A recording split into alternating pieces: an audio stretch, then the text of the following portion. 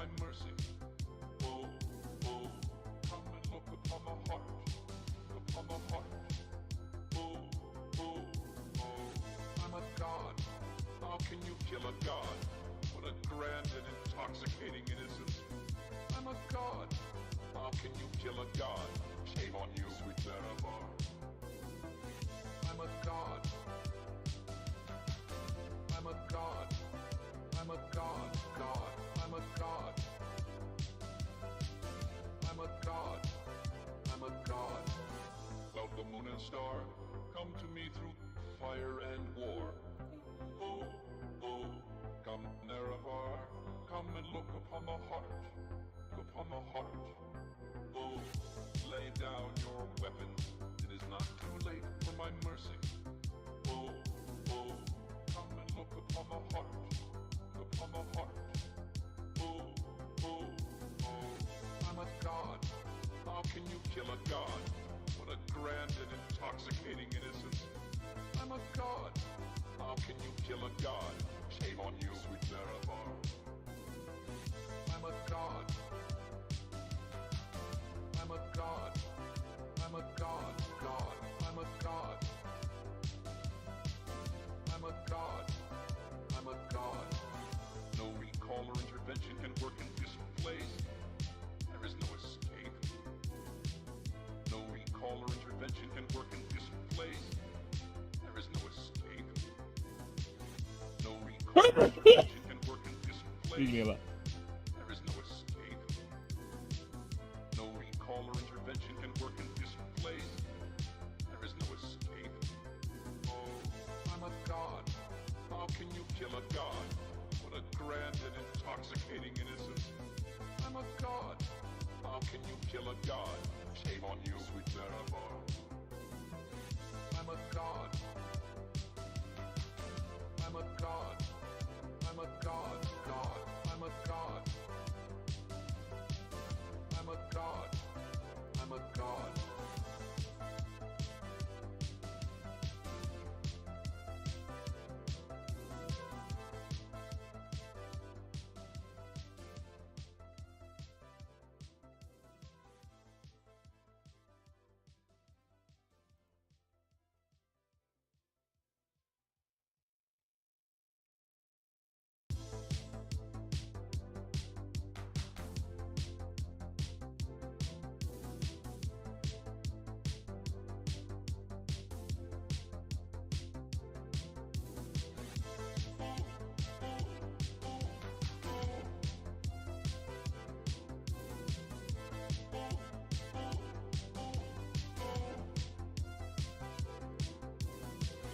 Cloud, the moon and star, come to me through fire and war.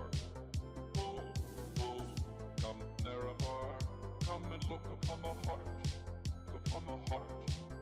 Oh, Hello, hello everyone. Hello, Zatin Patel. Hello, welcome. Hello. Nam name lol. Nate. No name lol. There you go. Or you want it to be read as with more flair. You want to be like that? It's gonna be no name lol. How about? It has a certain role to it, like some ancient name of some ancient civilization that's long gone. Speaking of which, I just need to check my audio. Give me a few moments, people. Audio check. And while we're checking the audio, let's go ahead and switch screens because we are clear. There you go. Okay, so yeah, I'll just like I said, I only do the creatures, the designs, the drawings on the stream.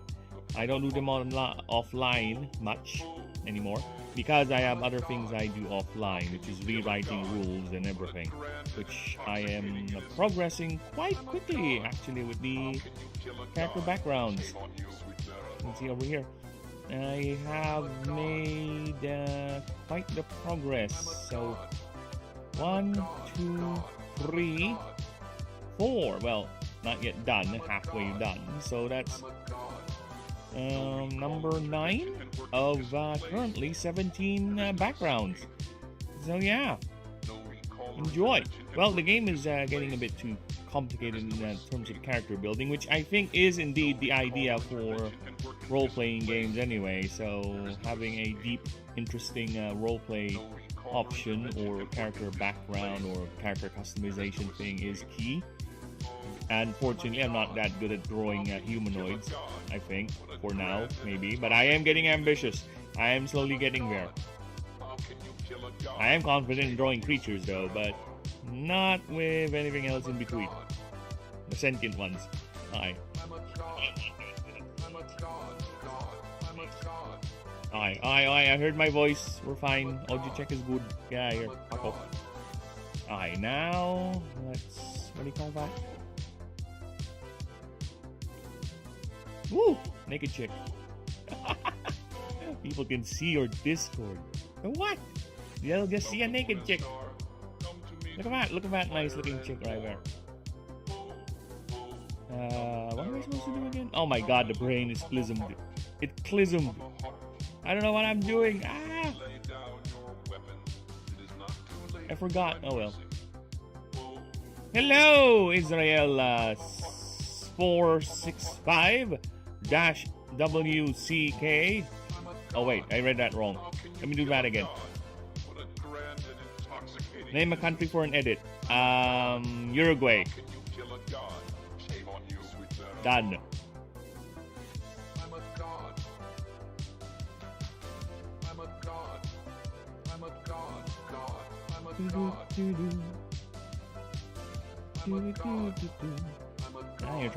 If you're trying to make me say Israel, you failed. I thought of another country. Your name did not confuse or not diverge my thoughts into thinking of an answer. Come again. Uruguay.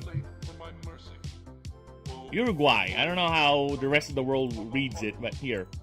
Let me show you the spelling of the name of the country. There you go. Uruguay. There you go. That's the one. That's the one we're looking for. There you go. See that? It's a South American country. I know about that because of a joke in The Simpsons. I would play the clip, but you know how it is with copyright nowadays. So, copyright do be a bitch. So I'd rather not risk it. Maybe. For now. Later. I might risk it later on stream because I did notice the longer stream goes, the less strict when it comes to flagging for copyright. So yes, there you go. That is my chosen country. Uruguay. Or Uruguay. I don't know. I click on vertical mode and almost died of cringe. Hi, Phoenix. Hello! Hello, Alia. Hello. Well, Alia, you gotta understand. Vertical streaming, vertical mode, are for the young people, okay? They're for the young, hip, always on the move people. It's not for us. We are the old vanguard, right? We didn't grow up with these fancy phones. We grew up in the brick phone era. We grew up when radio was still a thing. By radio, I mean come in over Roger, Sigma Alpha, and all that. Not the fancy phones with everything you touch is interactive sort of thing. No. We lived in an era where you can drop your phone from a 5-foot fall and it would still function. That was our time, not these fancy things. You gotta understand, we are relics of a bygone era, Alia. Old, most likely decrepit, and bordering on senile. Yes, radio and box TV, dude. I don't know if you can find you a picture, but I grew up. It's a box TV, yes, but ours has a little drawer, right? Imagine the TV has a nice, well-made wooden frame, and it has a little shutter that you open up like a drawer. That was so awesome. And our TV has 9 dials. I think it's 9, yeah. It goes up until channel 9. That was our TV back in the day. It goes up to channel 9, has a volume slider. Its on and off switch is basically just under those two, and you just either turn the dial on and off. And I think it was still black and white. Yeah, I think it was still black and white. It was my grandmother's TV. When it died, unfortunately, because you know how those TVs are, eventually they will sputter and die. I turned it into a display case. The entire drawer thing. I turned it into a display case for my Tamiya cars. For anyone watching, this is they're not familiar, this is what I'm referring to.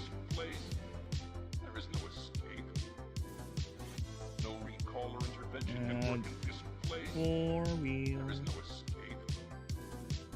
These things. So I collected a lot of these back in the day. These four-wheel drive cars for Tamiya. I never participated in any race seriously. It's more of a collection thing. So I have tons of these, like hundreds. This is among my favorites. Yeah. I don't have the blue one. I have the black one. I prefer the black over the blue one. So yeah, I have a lot of these, and I just put them in that closet as a display case. So when you open them up, it's like a mini garage. Like, it's awesome, man. And I don't know what happened to it. I went on an extended holiday, I think for a couple of months, and I went back to my grandma's home. I don't see them anymore. I don't know what happened to them, to be honest. And I was at the age where I don't really care about material things that much because I already have too much material things.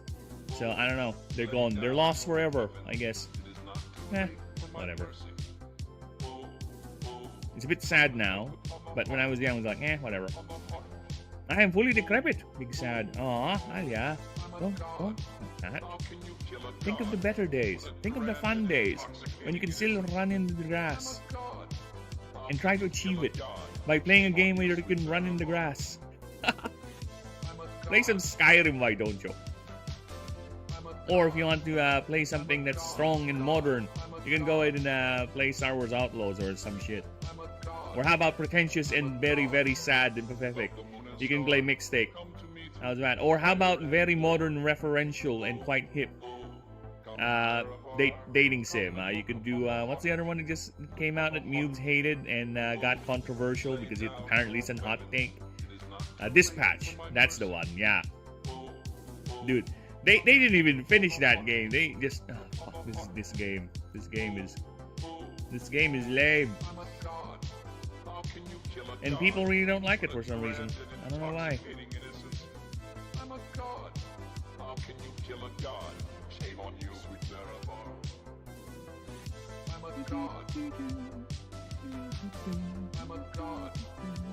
Let me just change the tune here real quick. I'm gonna move for some clearing of the obscure today. Because this might be a very, very short strumble. Because I have things to do. I was not able to do the things I was supposed to do yesterday because I was supposed to go to market and all that yesterday. But the rains were too powerful. I was beaten by the power of the rain. I ended too early, like an hour earlier than my usual run time, because I was hoping by the time I clean the dishes and do the other things in the house, the rain would have died down. But no, the rain lasted for like 11 p.m., 12, 1, 2, 3, 4, 5, 6, 7, 8, 9, 10, 11. 9-hour rain. 9-hour rain. Straight. Just, it's not really heavy rain, but it's a light drizzle. And I really don't want to walk in the rain, because only idiots walk in the rain, even when they're wearing an umbrella. I could never run. It's always been a mystery. If I wasn't when I built to cook, people said, "Market!" Dude, the tonal shift with that chat, Alia, was like, imagine sad music playing. Let's see, sad violin music. Hey, look at that. Look at this, Alia. Whenever I go to my Discord, look at that. What do you see? What do you see down there on my taskbar? Or my task manager in my Discord? What is that? Why would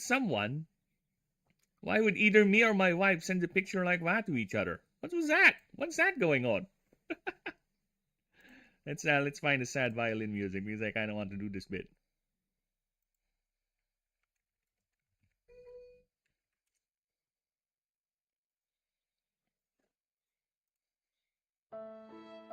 It's like this, Alia. Your chat is like this. Your chat is like this. I could never run. Life has always been a misery. If it wasn't my ability to cook. Sad tisms. Market! All of a sudden, Market! That's perfect comedic timing. Phoenix, we got 5 inches of rain last night. It was a nightmare. There were leaks everywhere. It poured like hell. Dude, that's the one thing I don't like with rain, man. If it's too much and everything is leaking. My mom's house. No, I would leak everywhere. Like, fucking everywhere. To the point that, I much rather stand in the rain. Which most of the time we did when we were young. We would actually welcome the rain. It's like, yay, rain, let's bathe in the rain. Me and my siblings running around in the rain, you know, be happy little kids. Then we would stand in the, what do you call these? What is alulod in English now? The gutters? I think it's called the gutter. The rain. The things on the roof that catches the rain, right? I think they're called gutters in English. Let me Google that. Alulod in English. Is it drain? These things. This is an alulod. I think they're called gutters. Whatever. Or drains on the roof. Roof drains. So these things, you would actually stand besides them or under them, right? And if the rain is strong, it actually turns into a shower. And my God, was it fun! It's like, think of it this way: those gutter showers that we love to stand by and wait and wash ourselves in is actually kind of a booster pack. It's kind of like a booster pack. You know why? Because sometimes there are things on the roof. Sometimes it can be as innocent as leaves, you know, some dirt, you know, something that got blown up there, maybe a piece of plastic bag, whatever. You know what else goes up on your roof? Cats. And you know what cats do on the roof? Yeah. I never had the pleasure of having that experience, but I had friends who had that. I had friends who have that. Like, they were unaware. They got pellets on their head. Stuck in the hair. Stuck on their hair. It's like, dude. I got one friend who he only found out, or rather we only found out because you know, you have to shampoo, right? You have to wash your hair. So he's washing his hair. It's like, what the fuck is this? Like, ew. Gutter nuggets. Oh no, indeed. Gutters just installed in my house. Nice. We don't have them here. We don't have gutters here because our roofs are slanted enough, so it's not really needed. I just need a roof that doesn't leak. I'm happy with that. Right. And besides, we live in the mangrove grove area, so why do we need gutters for? Why do we need gutters for? Doesn't make sense. Yeah, but in the cities, yeah, there's a lot of houses that has gutters because the last thing you want is walking around and your neighbor's roof is just a constant waterfall, right? Have a little courtesy, why don't you? And to be honest, now when I was young, I kind of liked walking. Here's the funny thing: I hated walking in the rain when I got older. When I was young, I was okay with that. I love it. Singing in the rain, you know that? Lovely and gay and all that. Yeah, I'm singing in the rain. What a glorious feeling. You know, that song always plays in my head whenever I do that when I was young. The funny thing is, I got annoyed. Oh, rather, my point is, I love having my umbrella fully open, then I see those gutter waterfalls, those gutter showers, or those roofs that have no gutters, and it's a constant stream, a constant waterfall. Dude, I enjoy walking with my umbrella to those things, towards those things, and feeling the pressure of the water just hit your umbrella like that. And I was a kid, okay? I was a young teenage kid, and fuck the consequences, of course. The futility and stupidity of youth, okay? We all have that. We all been there. We all were like that. We all that dumb. Right? The futility of youth. So we had that. Consequences be damned. So I don't care if someone is sitting there or someone gets hit by my deflected water spouts, my deflected waterfalls. I don't care. I just love the sensation of the sound of the water hitting the umbrella, the shaking as the force of the water tries to push in. Yeah. Nowadays, fuck me, I don't want to. I don't want to walk in the rain. I don't care if I have an umbrella or whatever. That's the least pleasurable experience I'll have in my life. Alright? I don't like the feeling of having wet clothes on. Alright? It's disgustingly sticky, and I do not relish that feeling.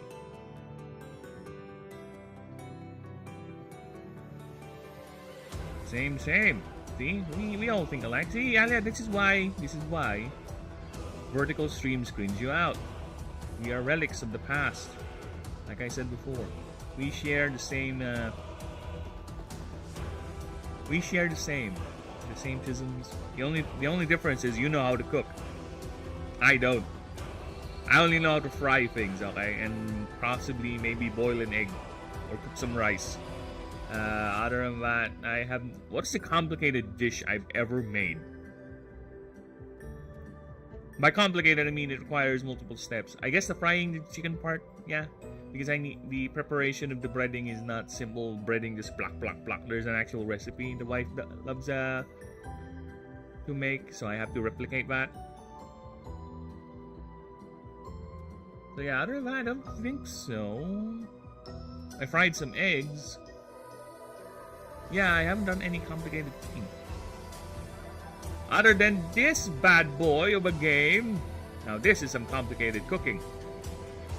Like I said, I told Mallard this on our Discord. Oh, hello. Sorry, I can't stop it. If I see a beautiful woman, now I know that.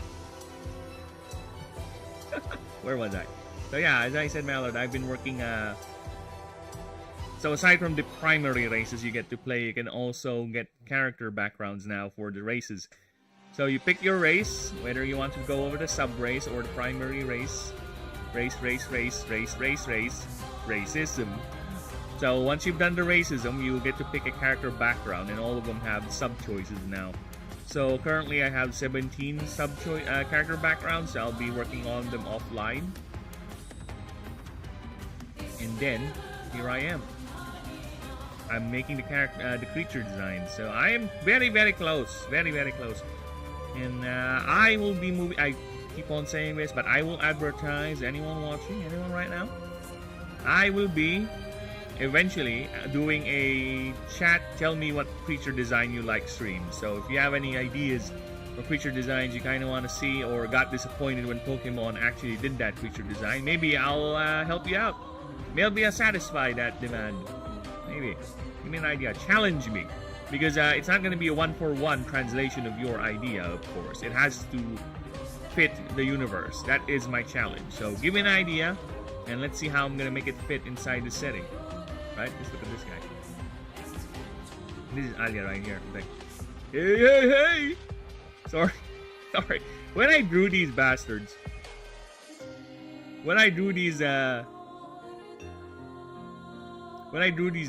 the idea is they hide, right? They have 4.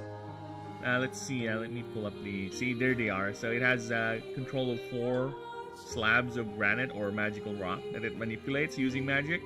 So it's a guardian creature. Think of him like a totem, right? See, they're here guarding this the Azure Citadel. So here they are. So I envisioned them when they try to be, try to see what's going on. Some of them will just act like a snake rising from a basket. So that's why it looks like this. Investigating what's going on. It has this sinister, mischievous look about it. When I drew this part here for the other guy, my original idea is to just leave it be. Then I was like, no, I kind of want to draw one peeking. And here it is. Look at him. Hey, hey, hey. Look at that guy. I don't know. I find it quite whimsical. There is something whimsical about this guy peeking right here. Like, hey Dave, what's going on? Hey, there's an asshole who wants to get in. Should we let him in? Nah, let's kill him. Yeah, let's kill him. That's what it looks like to me. He's like, hey Dave, do you mind quieting down? I'm sleeping here. We're doing your job. We're doing our job, Mike. Get out of here. Nah, you can handle it. Or it's like this is the first guy that actually peeked. I was like, what do you want? And then this guy followed. What do you want? Dave, there's someone here. Wake up, Dave. What is it, Mike? I'm sorry.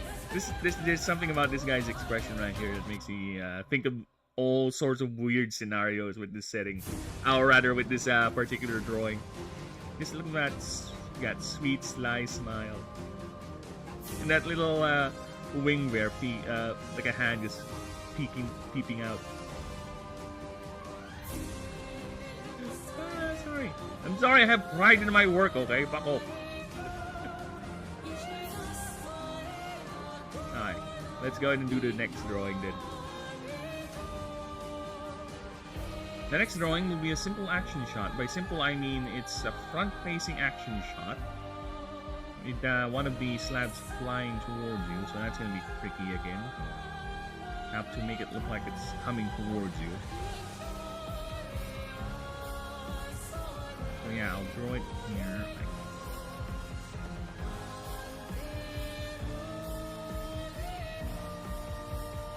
Oh yeah, I'm very, very close in getting the starters done.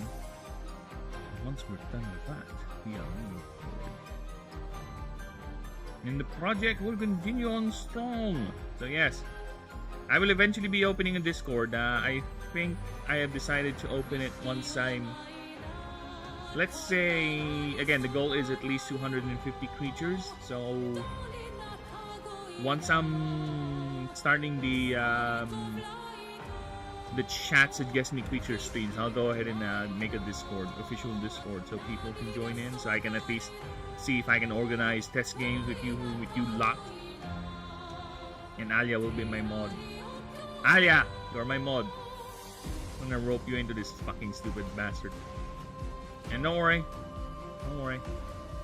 we'll make a super secret, mega secret group chat where only people of this tag can join in.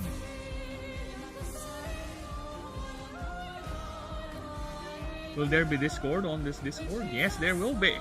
There will be a Secret Gooners Part 2 Discord chat just for us, just for the OGs. That way you can go ahead and do your flisms there and no one will see it. Only people who had that special tag can join in. I'll do my best to ban snakes. He'll go ahead and leave that Discord more times than you can ban him, Nalia. You know how it is. You know how he is. Okay, so... Snakes loves leaving Discords for some reason. I'd even say he's a drama queen. But no, he's not really. He's just sweet and drunk. Mostly drunk, but, you know.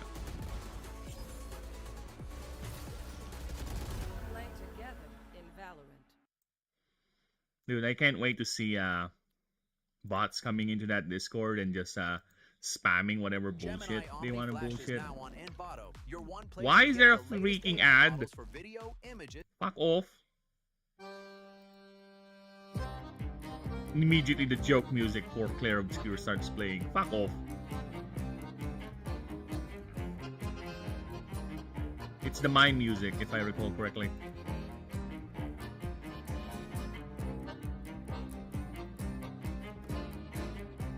Yep, that's the mime music.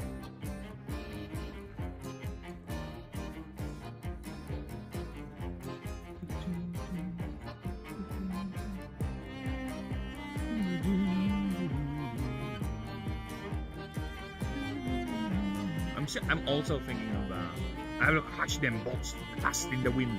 Yes, crush them, Alia. Show them who's boss. Show them that we humans are not gonna go down easily. No, worry, I won't be like Swole. Well, I think Swole is a nice dude. I talked to Swole back in the day whenever I'm still active on Mootle's Discord. Whenever I show up there, he does stream every now and then, but I don't think he does stream anymore. I used to be with him or be there a lot of the times. He's okay, but I do agree with Ninja on his assessment. Him and James has a tendency to be too protective, or I would even say too possessive of Mootle. It borders on kind of like they are afraid you might overshadow them in the friendship with Mootle. I don't know, that's how it appears on my end though. I could be wrong on my read, because believe it or not, I'm not good at reading people. Okay? Believe it or not, I am not that skilled in that aspect of life. I could be wrong. Swall is a piece of human excrement. He despises me. There you go. I have read it in a way where it's not that kiss me.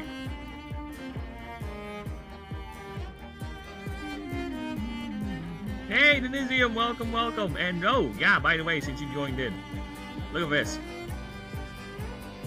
Look at this. You requested for this. You are the reason why I am remaking the character rules. Well, I will remake it, but you are the primary reason why I went with the character rules first, okay?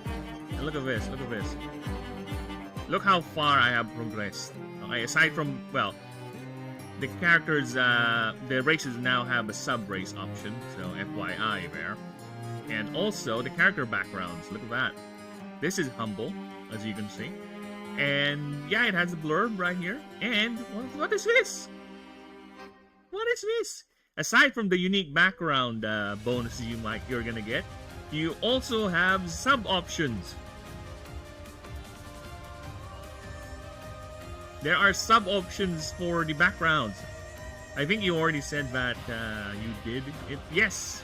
And I'm just showing, this is the actual look of it. So we have character backgrounds, and we have sub-options in the character background. So aside from the actual thing you're gonna get by picking this background, you also have 5 other options you can go to. Like Prodigal has 5 here, all of them has effects, have whatever's. Priest, of course, has the extra god option, like I said, and the 5. Mage is complicated. Mage is complicated, so this is the mage. And you have a lot of things to consider. Because when you start as mage, you also choose your school. So you choose your school, Druidic, Primeval, Tontic, so it equivalents to one of the 16 types. And that will be your school. So long story short with the rule, basically you'll be learning non-unique moves of your own creatures. Depending on, it has to match your school, of course. So if you're a Pyromancy school or a Pyromancer, whenever your creature learns a fire move, you can learn that move. And you can use it anytime within your creature's turn. The main cost is your arcane stat. Your arcane stat. So you have to set aside arcane so you can use that move. And it's a 1-for-1 cost for the creature's move. If the mana cost costs 4, the arcane cost is also 4. So not only that, you also have your 5 options. So yeah, this is the mage. Love it. Oh, nice. Thank you. I appreciate that. And we are not done there. We also have the Merc. And like I said, the Merc has guns. You got a perk that allows you to use heavier weapons, and here we are. So strong and silent. Let's just say this is the sniper class. You have a gravity rifle, which you can use either arcane to fire, or you can use ammo, which is a key item that depletes. It has charges, so you have to buy new ammo at the store or merchants every time you need to replace it. So World Weary is your Rambo. He has a knife. I used to give orders is a commander type, where it gives extra turns to your creatures at a cost. Wings Clip is your pilot, or good mercenary, no longer good. He has a handgun. And Hard and Fast, he has no other stat benefit other than he starts with a Gatling gun and a jetpack. See, I told you the system is flexible. You love it? Thank you. Freelancer is this is the adventurer class, but I changed it to freelancer. So, it's basically your, what do we call this? Swiss Army knife background. So, it doesn't have a specific thing, but it covers a lot of things. Rogue is I would say your criminal class. The law-abiding criminal, maybe. You're not your full criminal class. So this one is Wits, or rather Ingenuity, Wits, Focus character. And Socialite, this was the Charlatan. I changed it to a Socialite. This is your Toki character, your Toko no Jutsu sort of thing. They start up with a lot of money, and they always have bonuses to their conversation stat. Wits is primarily a conversation stat. So yeah, I'm currently working on Explorer.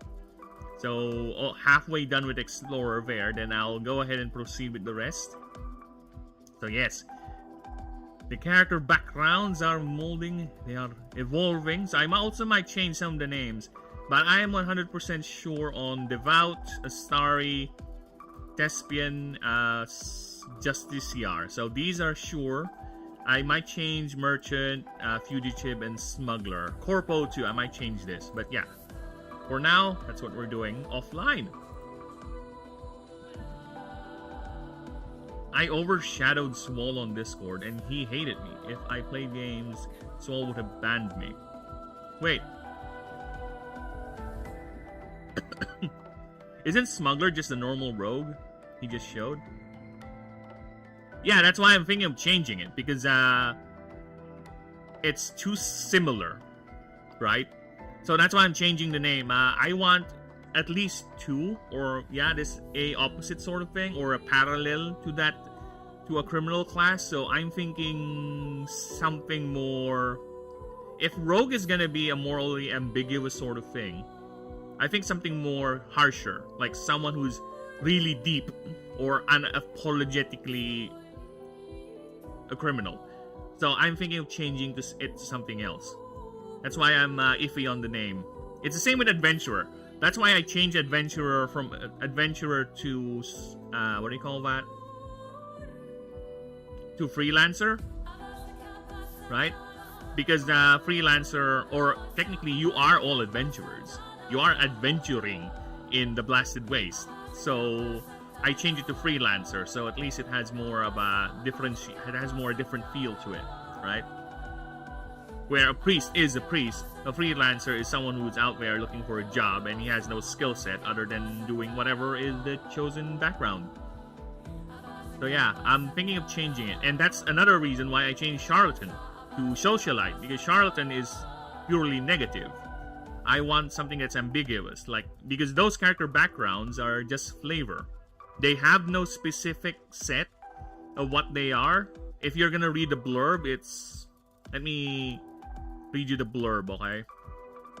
Because I designed the blurbs to be nothing but an idea, an inspiration for someone. So let me read you the Rogue blurb right here. See? Listen to this. This is a world where the literal goddess of justice will hunt you down. If ever, I need to proofread this. If you ever land on her sights. Yet here you are. Someone who believes they can get away from the law. With every tiny unnoticeable crime, you don't want to be a blip, but a fleeting wind. A footnote in a person, or rather a Mark's day. You wink and smile at them. Wait, is that a wink? A scowl? Or did you point something at them? Yet, did you choose this life? To run from city to settlement to small town to city again? And all this just to get away from those prying, law-abiding people, those no-good gossip mongers, and worst of all, law people. Wait, is that a badge? Well, regardless, maybe this light was thrown into your face as early as you remember, or still care. Still care to remember. No, How about that structure? Those pesky laws and expectations of commerce, nasty, complicated stuff. Maybe it's better if we just take everything we want. Well, as long as you're not caught, right? Besides, Lady Justice is not beating you to a pulp yet. Then again, maybe it's all for the greater good. See, that's how I worded these things. It's not set. This is just giving you an idea of what a rogue is in this universe. It's still up to you what sort of actual story of things you want to do, or what background or what history your character has for the roleplay. It's just there as a means to help you get inspired, or to, as much as I can pinpoint that idea you want to roleplay. Stop smuggling people. It's wrong. Smuggle donuts. Don't smuggle. Period. If you're gonna smuggle anything, it's to stop smuggling. You know why? Smuggling ruins commerce. You're no good than any of those bastards. What do you call those scalpers? You're no different than those scalpers who ruin commerce. Because of you, Pokemon cards inflated so much, little Timmy can't even buy his packs anymore. You bully little Timmy into getting away from not buying his booster packs. You're no different than those nasty creatures. You must be expelled from the universe. Gotta be careful not to make the D&D equivalent a ranger. He's kind of a smuggler, but he's kind of a rogue, and he's kind of a fighter. Then you just have a mess. Got it. Speaking of smuggler. So yeah, I need to think of a way to change that. The idea of a smuggler is more criminal anyway, so I don't think it would be a ranger. So I might think of probably an outcast, outsider, something like that. I don't know. I'll think about it once I get there. Because the smuggler could be like a Han Solo sort of character, right? Where a rogue is an ingenuity-based character that focuses on getting away with crime by pickpocketing and not being seen. I would even do a smuggler could be like a Han Solo. He's not really good at hiding his crime, but he's good at getting away with it, right? He loves making deals or trying to use his charm, trying to get a better deal, but he's not going to follow up on it. You know, something like that. That's my idea of it. So, I don't know. Most likely that smuggler thing is going to change. It could end up just like with the historian, because Explorer was historian. So, historian got absorbed into Explorer now. So, Explorer is your general researcher in the field, academic guy who's found himself outside for whatever reason, right? So yeah, historian got absorbed into that. So smuggler might actually get absorbed into a grander thing. Yeah, whatever I think of, right? But for now, I want to focus on lay drawings. But yes, if you have an idea, or what should I change it to, from based on what I said, then go ahead and speak, chat. Especially you, Denisium. It's you're the ones who convinced me to do these character backgrounds, and I appreciate that. He's kind of a mess. Okay. So yeah, Rogue is kind of a mess. Well, let's think. I think I'm fine enough as long as the main body, the main character background is not too shambly. Because the sub options for the background, that's where it differentiates. Because, for example, I have a mage. I have the mage background, right? And I also have a sub option there called pure animancy. So what happens there is you can only take this. You only take this if you don't have a school. So if you don't take a school, you can take this sub option, which basically gets you better at fielding creatures because you're a pure animancer. You didn't care about the other schools. Or with the priest has a sub option called atheism. How? Where if the more you don't interact with the favor tracks or the favor ranking, the favor points, the more powerful your character becomes in terms of passing checks, something like that. So there are sub options. No, the smuggler has potentially be a mess. I'm talking to you not to make a smuggler too much like D&D Ranger. Yeah, that's what I mean. He's a mess. I get what you mean. I get what you mean. And don't worry, it's not like that. For now, that's my idea of a smuggler. He's your charismatic criminal. Like I said, where the rogue is more of a skills criminal. He gets away with crime by not being seen, right? By getting away with pickpocketing and all that. By being good at it, he or the smuggler is more of a name pending, of course. Smuggler is your charismatic criminal. He gets away with crime by actually being charismatic. That's the idea of it currently. So we will see. It's a bit far off because Justiciar is also something I am thinking, because I kind of want to put in a detective class as well. So I might put in detective inside of Justiciar. Welcome 5 others. Oh, hello. Hello. Welcome everyone. I don't look at my view count, but I appreciate you lovely lurkers all out there, you know, lurking about, listening to me ramble about this fantastically ambitious project that I am on, that I am devoting everything. The channel is now 100% for this project only. And yes, I am open to ideas, questions, and everything. Ask, and I shall answer.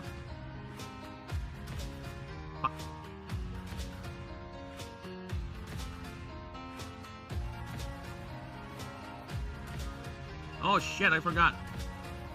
There you go.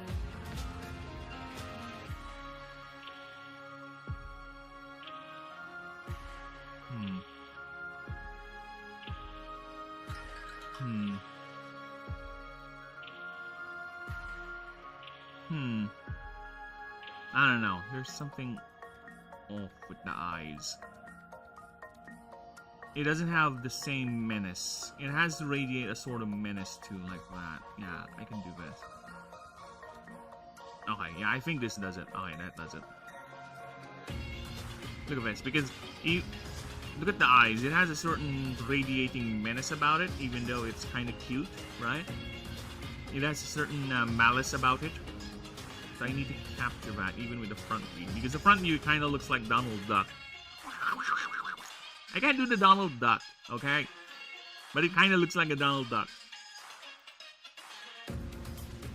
In the front. You know what? It's fine. I don't need to 100% like my own designs. That would be biased. And again, if I do that, all of my designs will look the same. So I much rather have personal biases. I think the front angle is gonna be all eyebrows and dark eyes. The front angle, yeah. Oh shit, you're right. Speaking of eyebrows. Oh yeah, never mind. I thought this thing has eyebrows because Umifin has an eyebrow. Now let me just double check. No, it does not. Okay.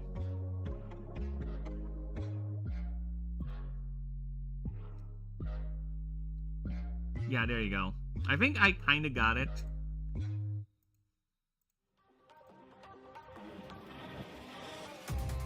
Yeah, I think I got it. I think I kind of got it. And let's see.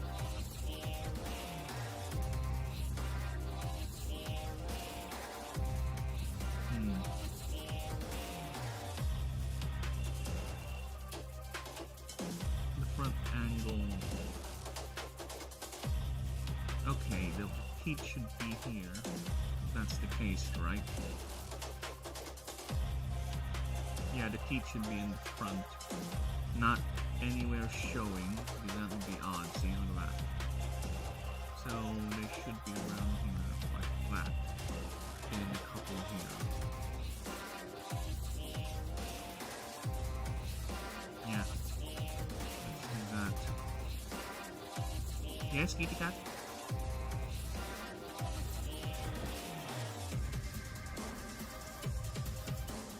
Kitty cat. There you go. So yeah. And also, I've been thinking, is 17 too much or 17 is enough? Right? I think for now, I'll stick with 17 character backgrounds because I have a tendency to go overboard, and I think I already went overboard with that set because it started out as 12, then it ballooned to 17. It's like, no, this is too much. It's the same with the biomes. Oh my god, I don't have a full coherent list here, but then the biome list, the biomes for the maps, I think it started up as 16 and now it's around 30 or 24. Right, so I need a little bit of constraint with that when I get into the mood, you know.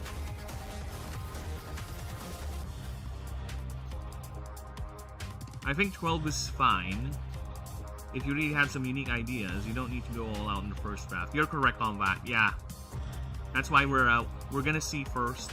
Because to be honest with you, you saw the character backgrounds, right? They already have sub options in them, so I think it's fine. Yeah, I think it's fine because you already have sub options. So each character background is like 5 to 6 different character backgrounds already. It's just that they're playing differently to whatever the archetype is. So the idea is the character background of the sub option of the character background is a variation of that type of character background, right? You have your generic expected character background, you have your deviation, like a priest who does not want to be a priest anymore, or a priest who's actually indebted, you know, stuff like that. So yeah, I think we're fine. Oh, look at that! My cat. My cute cat. I wish I can take a picture. Let me take a picture. But you'll be visible though. I won't show your face. Wait. Let me take a picture. Kita, behave ah. Wait, Discord is taking forever to load. Fucking hell, Discord. Why do you have to take forever? Alright, I'll do this instead.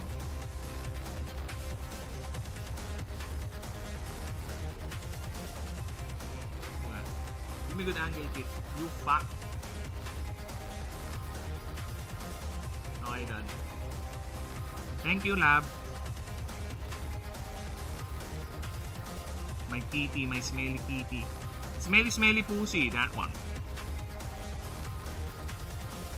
Okay, so let me go ahead and show you guys this. I'm gonna send this picture to Discord. This is the rare glimpse into my domestic setting, my domestic life. Look at Discord, lab. It's taking forever to load. Every time I open this fucking app on my phone. I don't know why. Look at that. See? It's just looking at me. There you go. Fuck you. Sorry, come on. The wife is waiting. Stop it. Stop with the notifications that I do not need. Not welcome. Okay, let's end it here. So this every time live, I will go to my taskbar and see. Well, she's hot though. There you go. Alright. Now. Little Prince kid. Oh shit. Going back. Okay. So let me show you guys my little prince. My little prince of a cat. And I'm gonna dox partially my wife. Okay? Look at that. Look at this bastard of a cat.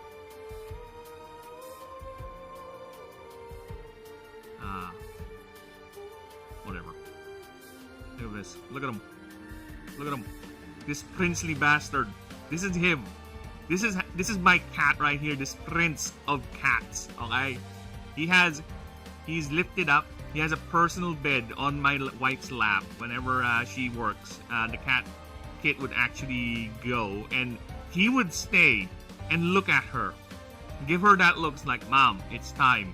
Get your pillow, put it on your lap so I can sit on it, so I can sleep on it. This is him. This bastard right here. Prince of a cat. The cat prince, if you will.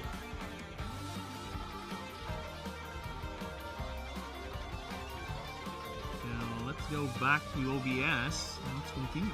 I need to... look at that. Extra teeth. We don't need extra tits, okay? I am a simple man. I only need one pair of tits. I'm fine. I don't need any more than 3. I mean, not 3. Any more than 2 tits. Okay? We're fine with that. Call me bigoted. Call me traditional. But I am okay with 2 tits. Nothing more. Nothing less. Unless you're a cow. But I'm not into cows, so... well, tough luck.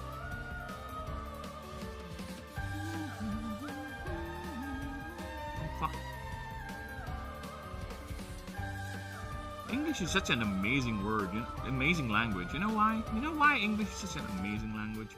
Because one word could mean 100 different things based on context. Like the word tit. You could say tit, right? But it can mean a whole many things. Like the word... like that word. The word that apparently is a slur. Retard. It could mean a whole lot of things. It could mean you. You stupid mong. Personally, you. Okay, look at that. Okay. I think the horns are too small.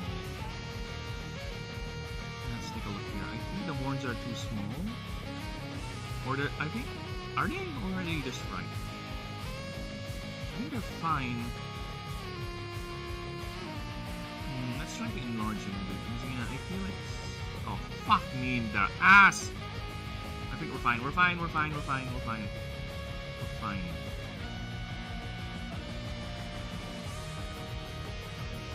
No, we're not fine. The horns are too big. Or rather too small. Let me just get rid of this. There you go. We got a separate thing. And erase it. I can move the horn around and change it. There you go. Oh yeah, by the way, I have multi-chat. Look at that. I hope you enjoy multi-chat, people. How about that? Okay.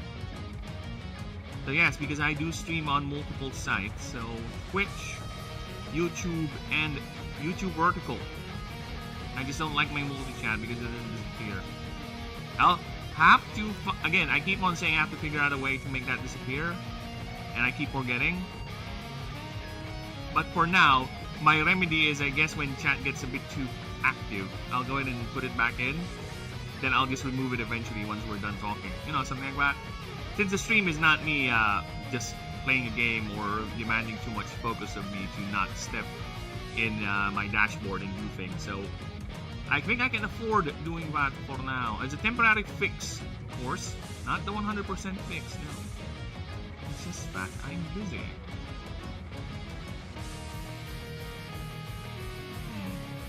Maybe a good angle for you, like that. That would be amazing. A more menacing angle, right? It's black. It's not full black.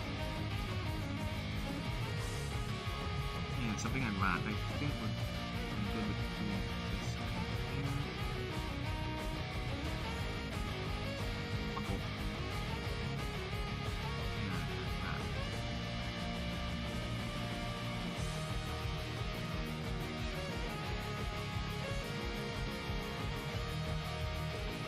Yeah, I think that's good. That's a good angle. It has a sort of menacing attacking angle to it. I'll take that. Let's move it down a bit. I think the neck is too long. Or I think it's just... is it too long? This one is a short neck, to be honest. This one is a very long neck. This one is no neck because he's busy being a peeping Tom. But I think it's fine if we do this. Okay. Like that. Grab. No, not yet. Still get on black. There you go. So that's the front. This goes around like that. And that's the front. Oops. Doing this. There you go. Or is that too low? I think that's too low. There you go. There's a white dick streak. Nope, can't see. That's not visible at this angle.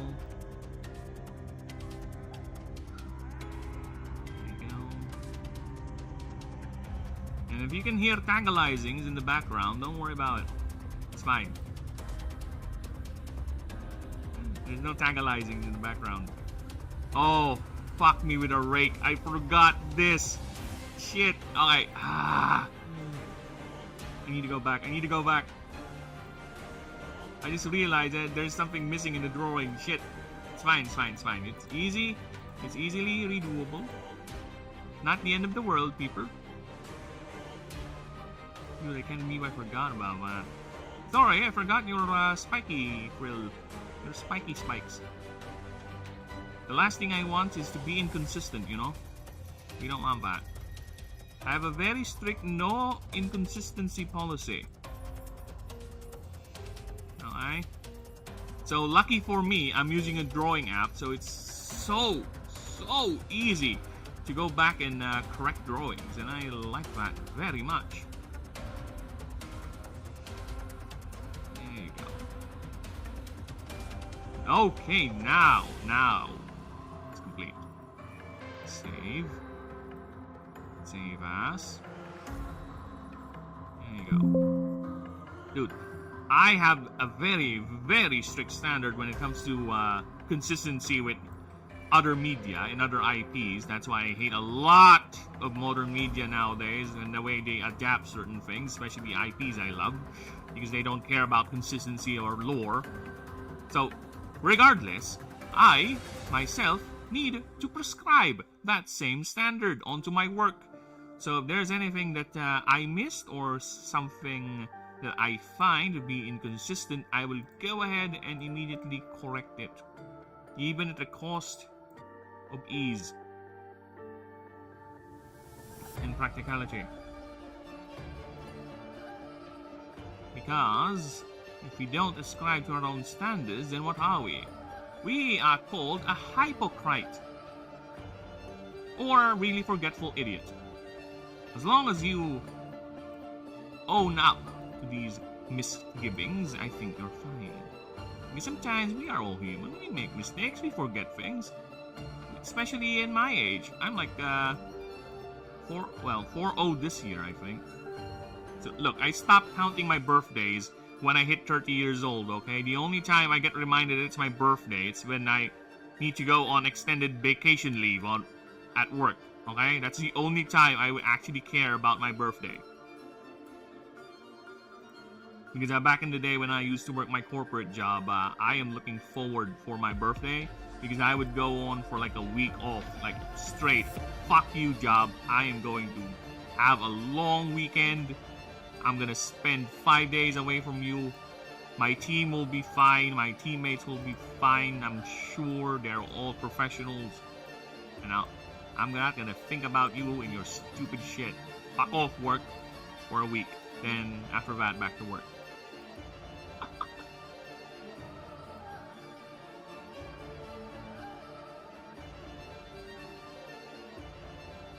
I would reserve that. It's gonna be 5 days minimum straight. I'm gonna time. Party. Well, to be honest with you, during those times, I would go on those long extended VLs or vacation leaves. I'm just sitting at home. There are moments when I do go out with the wife or girlfriend back in the day. Or, well, technically she still is, but yeah, specifics. I would go out with her, right? But most of the time, just me sitting at home. Because that's something I cannot do when I'm busy, when I'm at work. It's like, all I think of is work. I don't go home at the house every day after work. No, I stay in the office. I sleep there. I live in our office building, for God's sakes. I only go home so I can get a change of clothes, but other than that, no. I was a dedicated wage slave back in the day. I'm sure some Japanese executive will love that work ethic. That was me. So yeah, I would just stay at home and do nothing, because that's something I cannot do when I'm busy.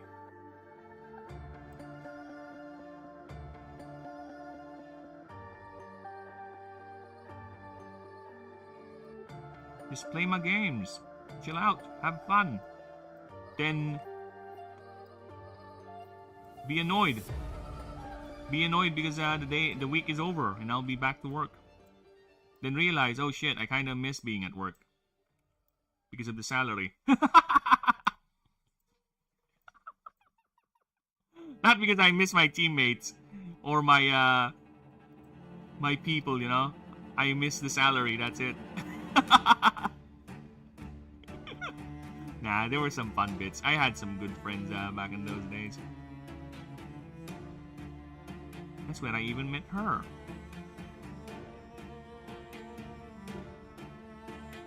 $50,000 US soldiers are going to be killed because of in Black Rock. What the fuck? Where did that come from? Because of Christmas? It's not Christmas's fault.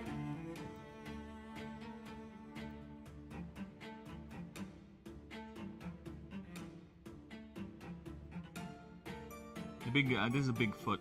To be honest, it's a big foot. Let's reduce it a bit. There you go.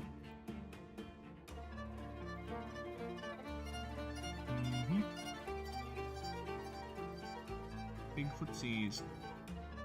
Reduce fat. There you go. There you go. Let's put up multi-chat there so they can see that. I'll leave it up for a bit. You know what's depressing? You know what's depressing? You said Japan. I went on a tangent. Did I say Japan?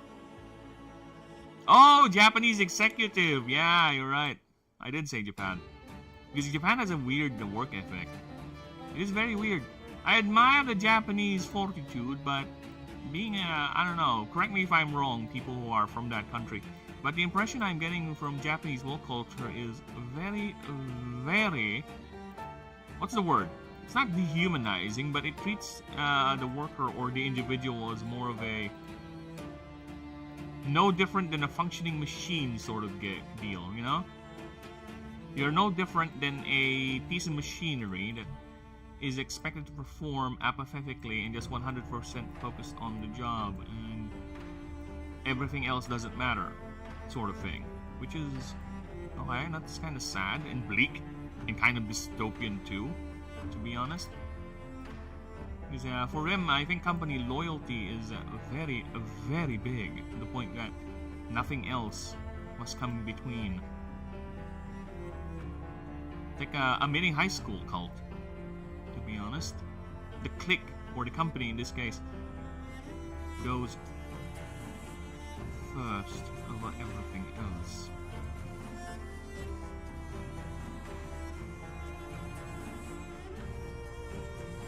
And for me, as someone who has experience with the corpo jobs, that's too hard.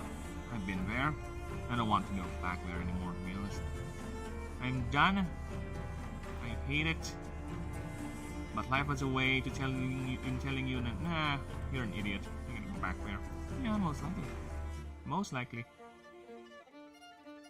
They treat it as beast of burden. Yeah, that's the word. Yeah, they're very much so, indeed. Like, they have those loyalty things, right? Loyalty test sort of deals, where if you don't, to the point that if you not going to a company meeting is considered to be suspicious and disloyal. Like, dude, I have life outside of work, okay? If I want to do things outside of work, how is that me being disloyal to the company? They're not even work related anymore. I'm not even getting paid to get into these company shindigs, so I just want to go home, be with the people I care about. The actual people is the reason why I'm working this job, okay? That I am not failing or not doing badly anyway, by the way. What do you mean that I am supposed to go to this company thing and sacrifice my time? I'm already getting paid for a good 90% or 50%, 60, 70% of my time. In fact, you're not even paying for my time traveling and resting for preparation for this stupid work. Alright? Sorry. grievances over corpo job is leaking out there. Yeah, because I find the whole idea of it's fine. It really is fine, right? It really is fine. It's just that we all are looking for that sweet in between, that work-life balance. And a lot of corpo jobs don't have that. A lot of corpo jobs do not have that. They treat people like their fodder because they're so easy to replace because everyone's looking for a job. And that's why a lot of these companies are so incentivized to just let it be like that.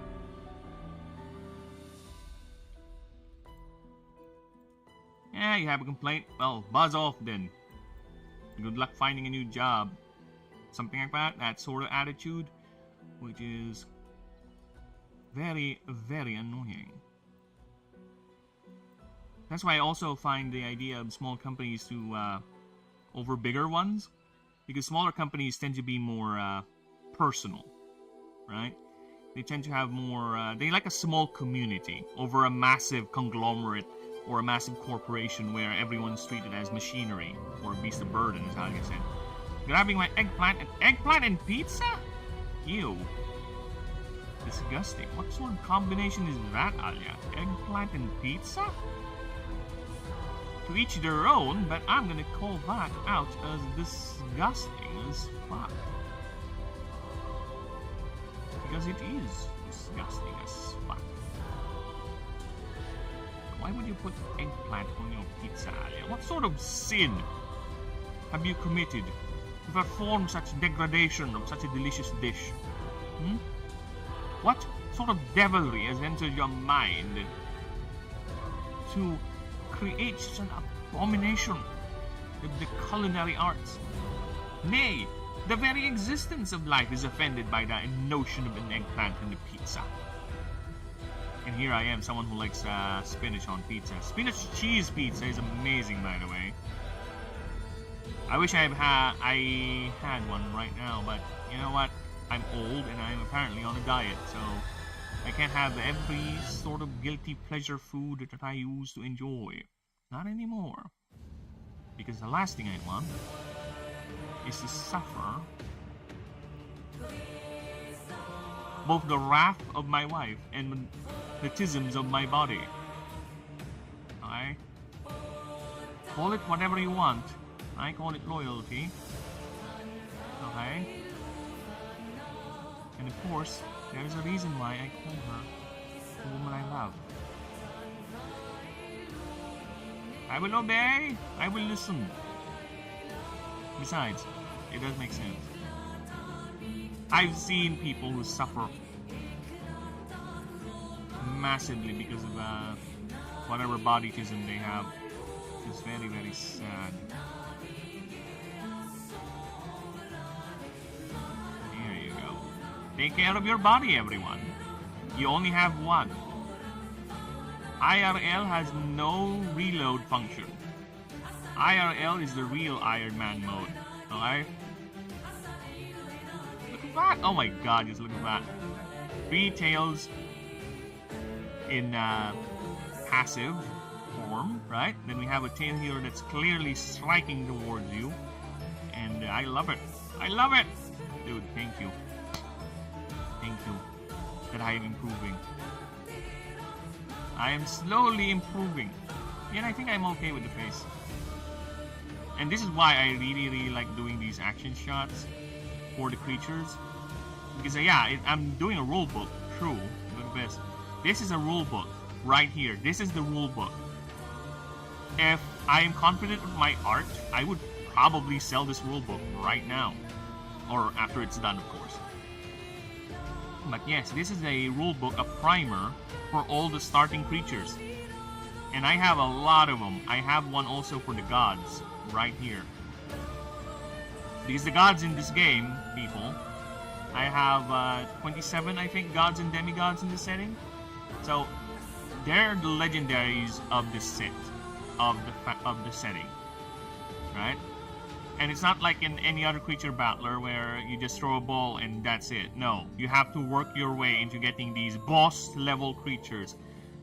They're technically sentient creatures that are so powerful they're considered gods. and they will allow themselves to be bonded with a player so you can use them in combat. Right? They will allow, but you have to work for it. You have to do the tisms to work for it, and that involves fighting them in their boss arena, their boss fight.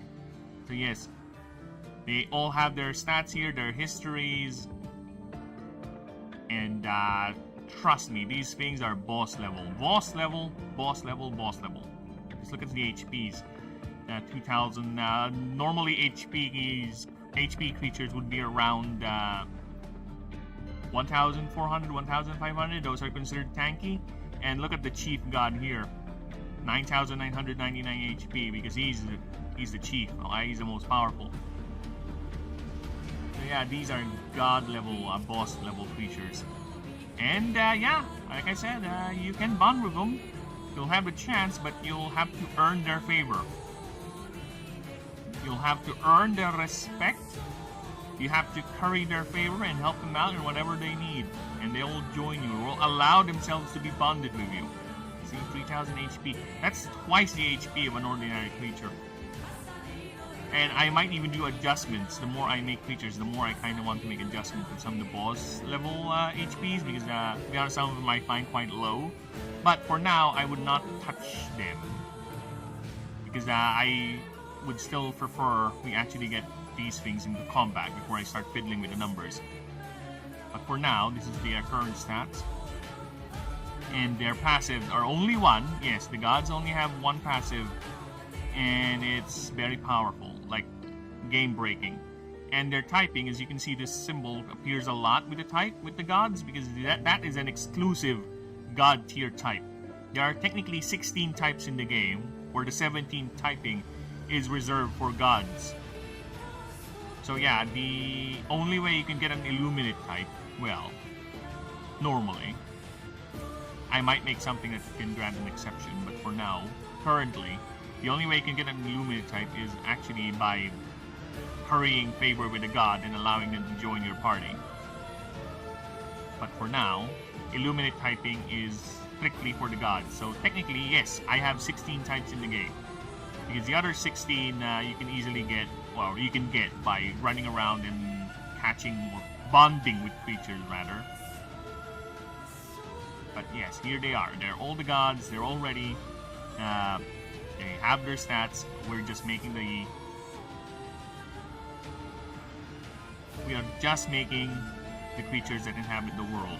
Because once we're done here, the easiest part is to make the item list, the scenario list, and I might start learning how to program, because I do have Godot here. Because again, the game might be designed to be a tabletop RPG, but the main goal is to eventually turn it into a PC game. So I might just go ahead and learn how to use Godot in the meantime and actually make a map generation engine. So that would help us generate maps for the expedition runs I'm going to do for the testing. So just stay tuned, people. I will be making a Discord so people can join in and we can organize test games.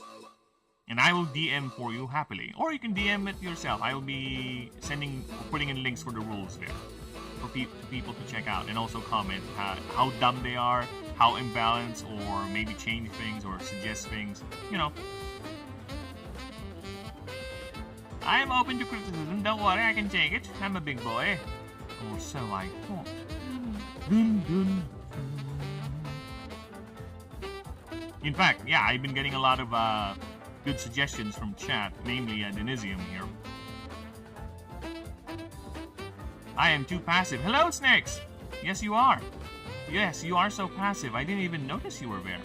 Oh, damn. Snakes. You're getting good at the sneaking shit. It's almost frighteningly good. Look at my dragon. Look at that. Look at him. He's throwing sound. Woo! I kind of want to put in more action lines too, just to show it. But no, for now, we're done with them. Time to make the slabs.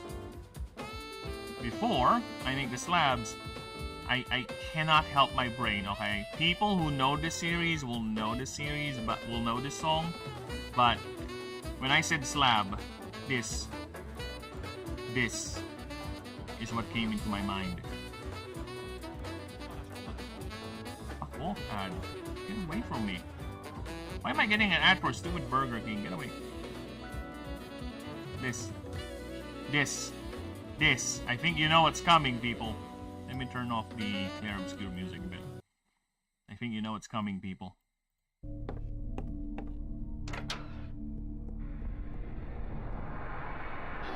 Return the slab. Or suffer my curse. Return the slab.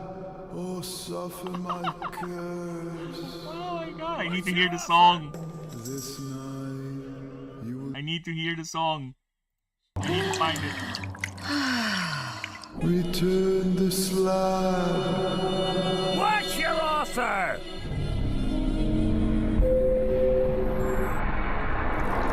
Oh yeah. Oh, okay. Like I didn't. Yup, dude. You were a part of that. If you want me to name you personally, sure. Snakes here actually also helped me in doing proofreading. Also, Alia did a little bit of proofreading. So yeah, there you go. Actually, Alia and I actually I sent him some notes every now and then. Well, last time I did was like a few months ago. I think a month ago. Had him proofread shit, and it's very, very helpful. Extremely helpful. And I appreciate all the good feedback that I've been getting with this project. What's your... Huh? In the meantime...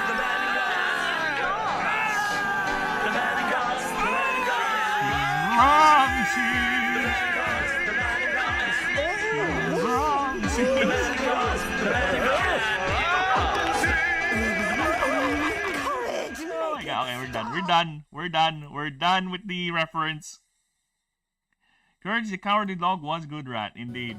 It has it's a cute little Monster of the Week show, right? Where basically nothing really happens in terms of the greater setting, but every week there's a cute or a fascinating, creepy new design they would throw in your face, right? Especially this guy. This guy is the one that really stuck in my head, okay? This guy, let me just pull him up. Harvest Moon Spirit. Courage. Yeah, there you go.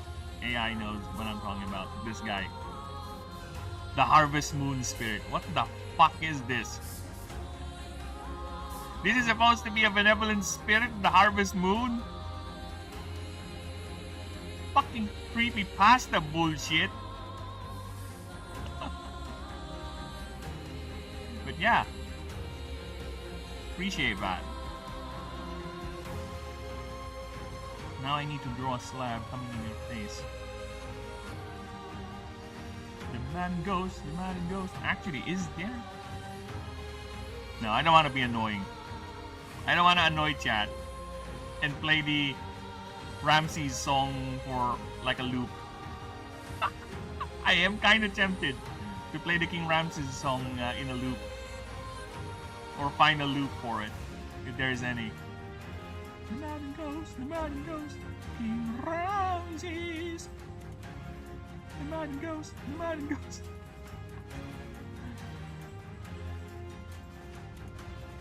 And Young Me too, actually, understood it as the song was saying, return the slab, King Ramses. Yeah, I know, right? Call it language barrierisms. Okay. That's my little puny Filipino brain understood what it was saying. But no, apparently it's saying something about the Madden Ghost company. Or is it Magic Ghost? I don't know. I don't speak English. Do you think I speak English? Do you think I understand this lumpy language? You must be joking, sir.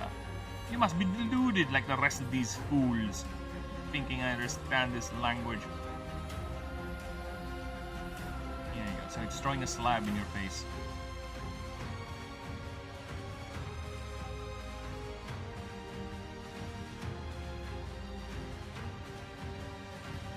Ooh, I don't like that.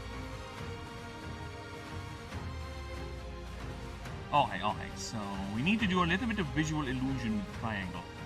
So it grows. Oh, it should grow smaller the further down I go. Should give off the illusion. There you go. That it's coming towards you. Woo! Visual illusion. Thank you, Da Vinci. I don't know, but is Da Vinci who taught painters out the idea of perspective, or was he the one who popularized it? I don't know my art. You think I'm an artist? You must be foolish, sir. You must be deluded beyond your ass. If you think I'm an artist, then you're a fool, a pretentious hack. I'm just a guy who's making a creature battler game, and I have no money to hire an artist. That's it. Nothing grander. It is as simple as that. See, look at that. It threw a slab in your face. So I think we really need to put action lines here so to show the slab is coming towards you. Oh shit. Sorry. I knocked off my my scissors. The scissors I use to scissor with my wife sometimes. Praising. Yeah, someone get Archer here. Someone. I need to make a sound bit like that. Praising. I'm gonna study my bot. See if I can have the bot do something like that. And I think the bot would allow it. It has the shout thing. From any platform, Twitch. Well, it doesn't have the shout thing that I want. Oh wait, YouTube.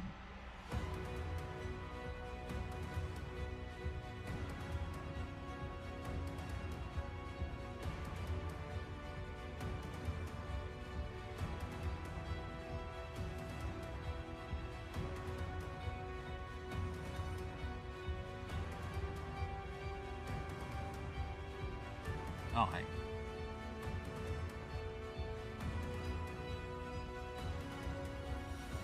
Maybe. Oh, maybe.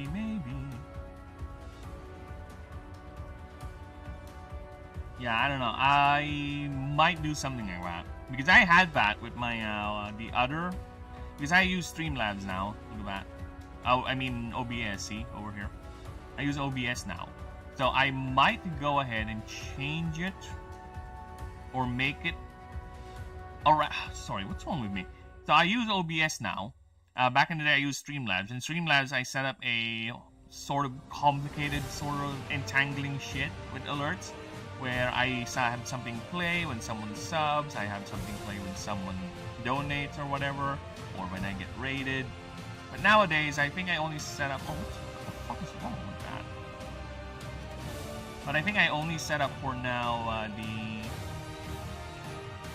What do you call that? The donation sound or blurb? The snakes requested it so.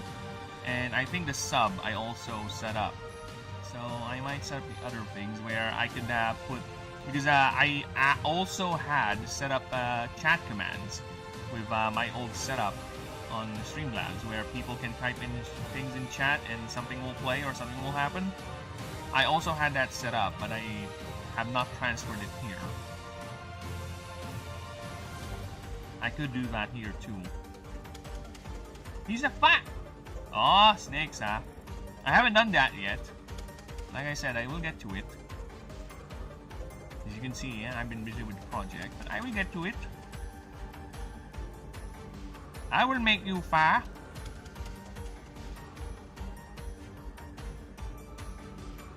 I will give you the fat. You fat. Lucky for you, I'm not a British person. I'm not British adjacent. Otherwise, I would call you that no problem. I would use that slur and not care about the consequences because I am a British person. I live in the land of Britannia. Oh shit, so... the thing also has the symbol on there. Well, that's interesting. It is interesting.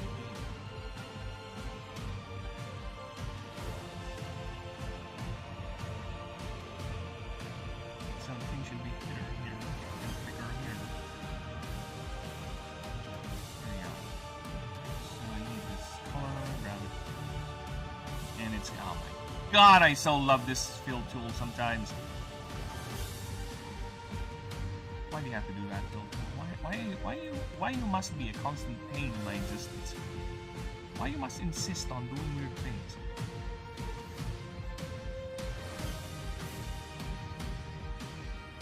Ah, look at that.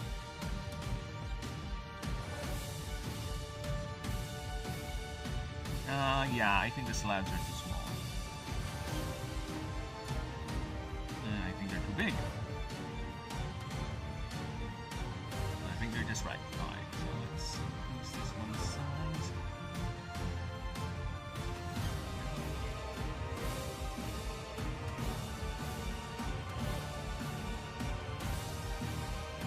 And I'll make one here. Or should I make one here? Because it's technically hidden in the tail. Oh, wait. I have been inspired. So, where's the tail that actually goes down? Alright, so you will be moving to a different spot. Like that. So you're gonna be there. Like right here. There you go. Yeah, I think it's fine. It's not gonna overlap with anything. Alright. So let's make another slab over here. Let's slab a slab. That way we can see all four. Either way.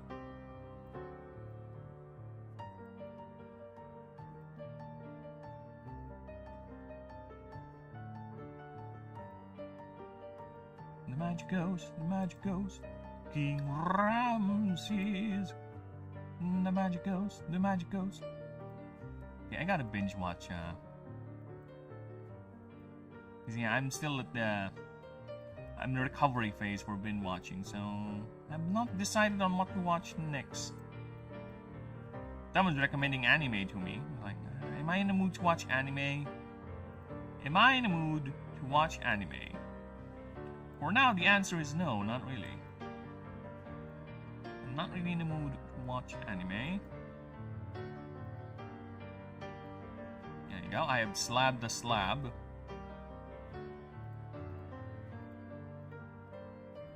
Oh, magic ghost! I panicked there, I panicked. Let's move that up. Yonder.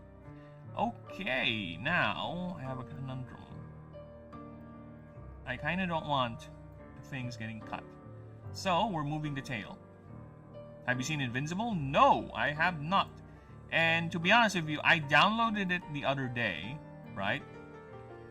I downloaded Invincible the other day, and I was trying to see if I can watch it. Something is not hooking me. I don't know, maybe it's the animation? Probably it's the animation because there's something missing. There's something lacking that's not hooking me with the aesthetic or the presentation of that show. Something didn't click. So yeah, it's been sitting on my hard drive or on my storage for some time now. And I think I eventually deleted it. So I just said if I ever want to watch it again, I'll just go ahead and re-download it. But yeah, something did not click. And I heard the later seasons are not that good too. They have an issue with budgeting and animation, which is interesting indeed. I think they also had the same issue with One Punch Man Season 2, where the animation budget is not as big or not as good as the previous seasons. And yeah, and that show has been going on for quite a while. The only thing I saw it became a buzz was Season 1. Then after that, it just died down. No one's talking about it that much anymore. Not in the zeitgeist. There was a time when that thing was a meme. Remember the Think Mark meme? That was a big thing, but it's gone now. It's no longer part of popular culture. It has vanished into the ether. Look at that. Yes.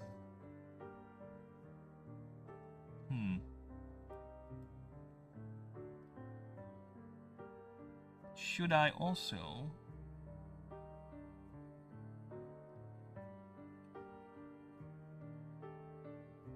I kind of want to change the form of this tail over here.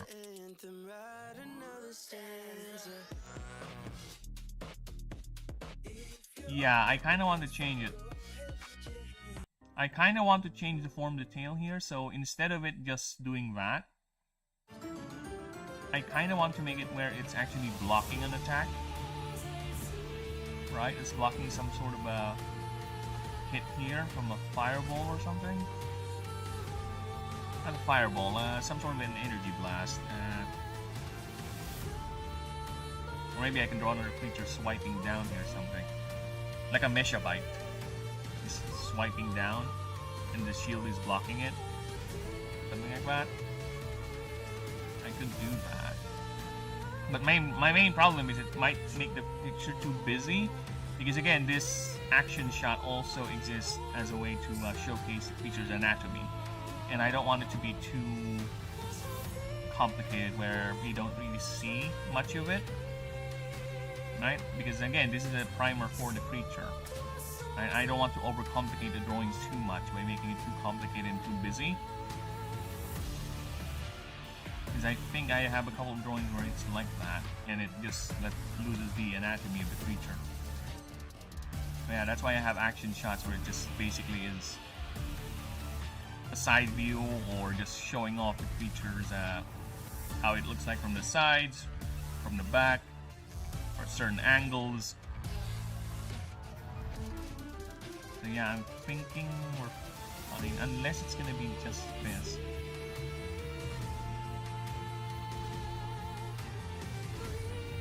Yeah, I think we're fine here. It's okay if I put the shield like that, but it's gonna hide this good portion of the creature's body. So yeah, I think I'm gonna leave it as is. I'm not gonna change anything. Maybe. Still thinking about it. For now, though, let's put in the rocks.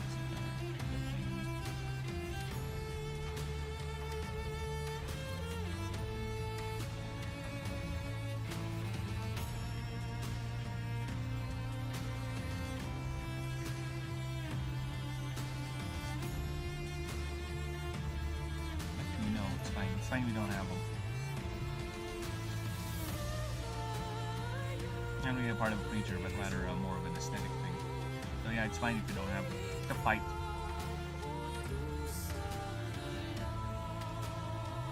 Yeah, I think we're fine with this. Should I? You know what? I'll be right back. While I consider changing, or yeah, this shield over here, just make it show it's actually turned on the other way. And it's catching some sort of a projectile or some sort of a hit. So I'm thinking. I'll be right back. Give me but a moment, people. I shall return. Yeah, where's the BRB? There you go. BRB, like dynamite.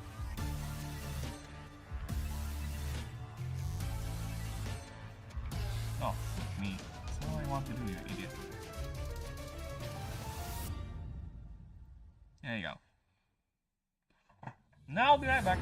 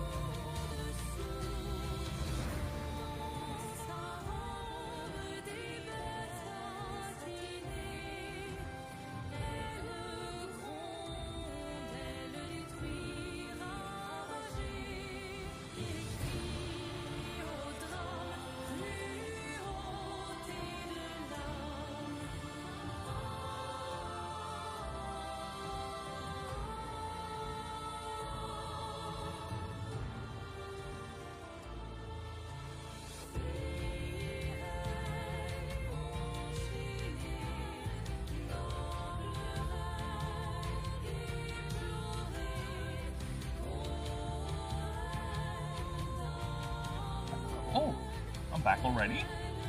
Yeah. I just grabbed a drink. That's quick. Easy. Easy smeezy. Alright. I've decided to leave it be.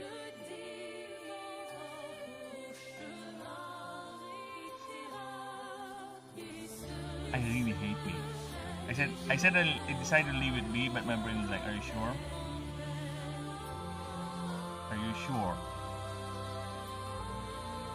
Should I leave it be?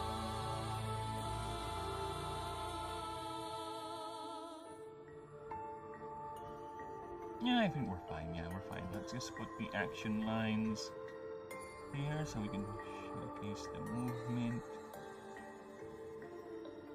The tail.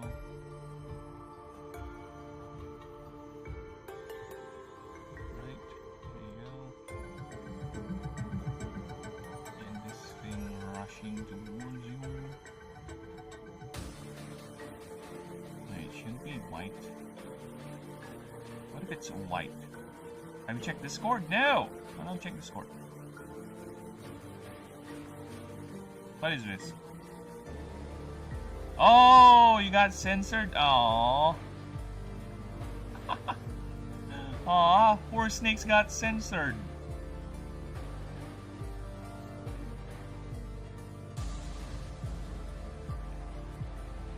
What's Sopranos, you British cigarette? Maybe. Maybe I would end up watching that show with the wife. Because I kinda want to do that. No problem, Snaky Poo. You go ahead and do that. Grab them foods and have fun. I'll be lounging out here. Give me a moment. I lounge about. Checking the stream, see if they're all still alive.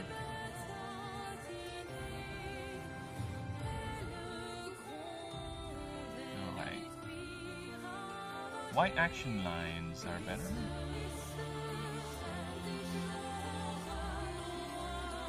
Alright, we have a problem here with the action lines. I think there should be a tapering off, right? So it starts here.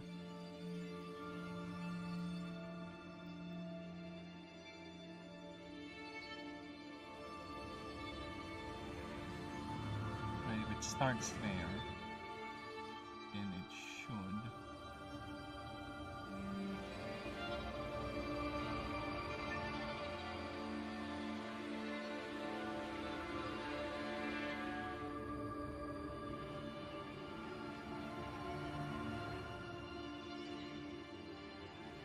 I think we're fine, actually. Never mind. I think we are definitely fine. Oh, Snakes is gone off to get some food seeds, and I'm still thinking about the action lines. I think we're fine, actually. Yeah, we're fine. We are most definitely fine. I'm just gonna put in background, maybe give it some blue. Like that. No need to make it too complicated. Just simple blue like that. There you go.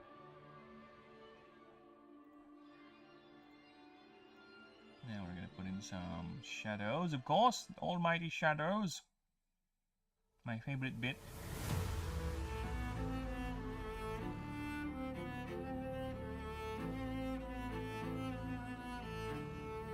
Well, before I put in shadows, let me just grab this. Do that. And let's go.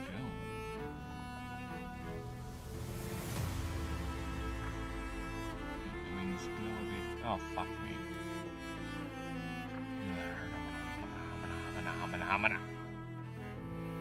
Transparent. Now let's go to the other wing, which is way, way down here. Do the same. There we go. 50% opacity. Very nice. Okay. Should I also do that with the eye?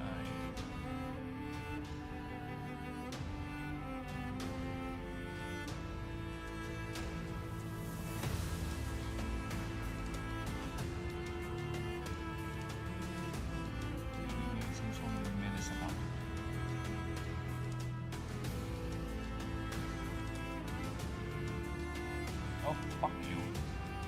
I hate the fill tool sometimes.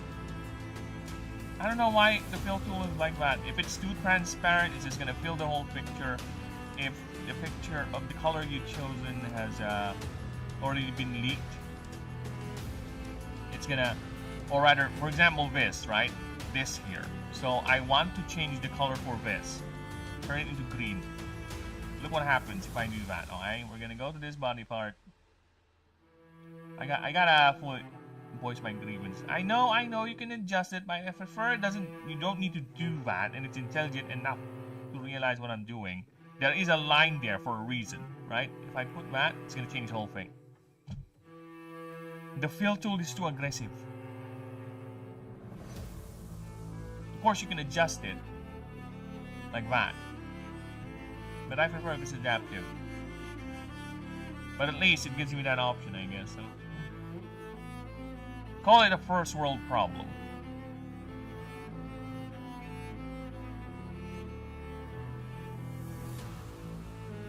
Should I put in the eyes or just...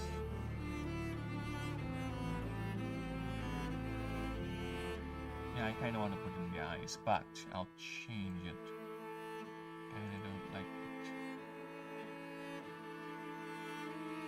Oh, fuck.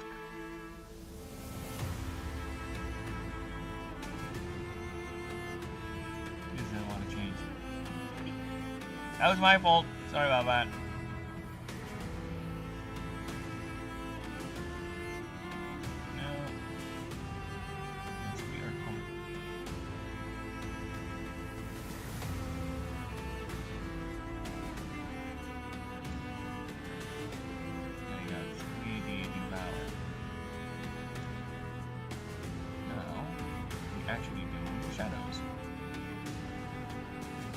Shadow time.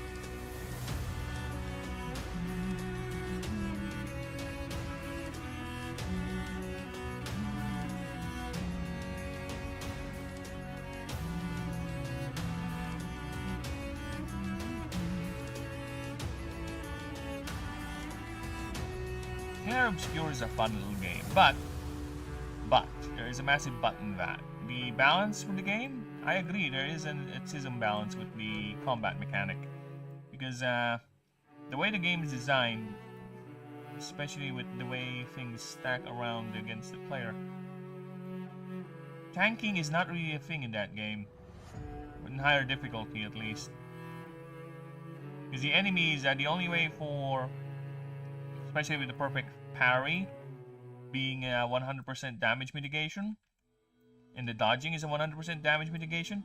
The only way the game can compensate for making a boss fight hard is to make the actual fight itself, the way you dodge enemies and all that, to be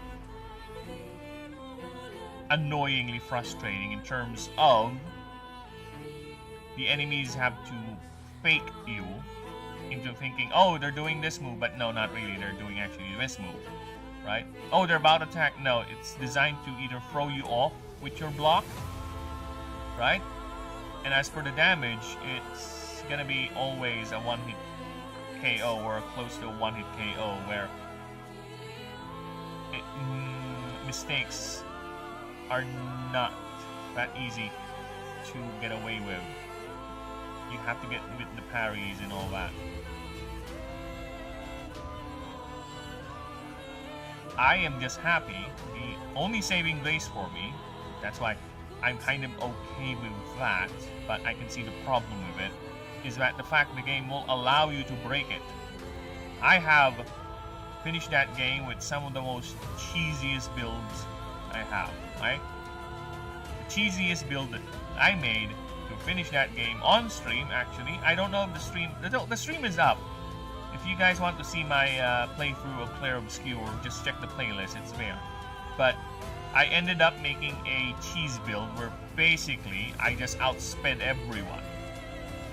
I refuse to play around with the dodging and the parry system because I'm not that good at it.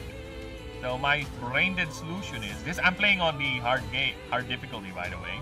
So this is not easy game journalist mode difficulty. No, I'm playing on the hard difficulty because I ain't no bitch.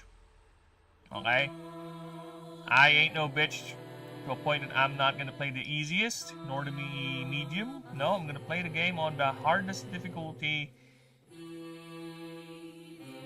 There's a caveat.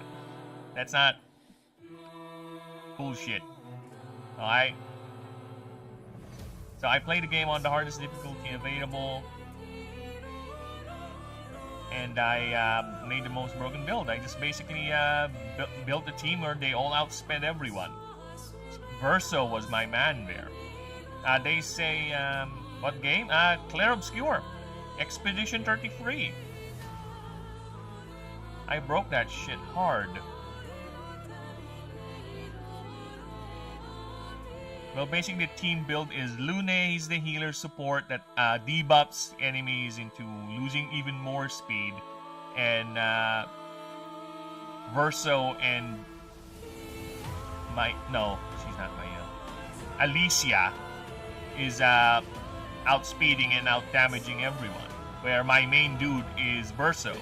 Because Verso has a move that actually refreshes a stun. So the idea is I will break them. Right? There is a picto there or an upgrade that whenever your character goes down, or they would actually feel the stun bar of a boss or the enemy.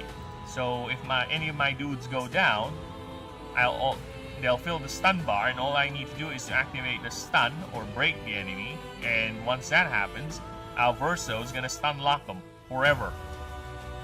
That's how I beaten the hardest boss in the game. The pinnacle boss at the time was Simon. He has this stupid gimmick where by the end of the fight he's just gonna do some near unavoidable bullshit, right? And he's gonna take away your party. Some stupid shit like that. So fuck off, I say. I'm like, you know what? Fuck you, game. I'm not gonna play this stupid cheesy ass bullshit. Well, I'm gonna cheese you. I'm gonna find a way to break you. And there you go. I found a way to break it. It's basically stun locking the bastard and refusing him or not allowing him to do his bullshit boss transition so he can do the move and wipe out my party. Like, fuck you.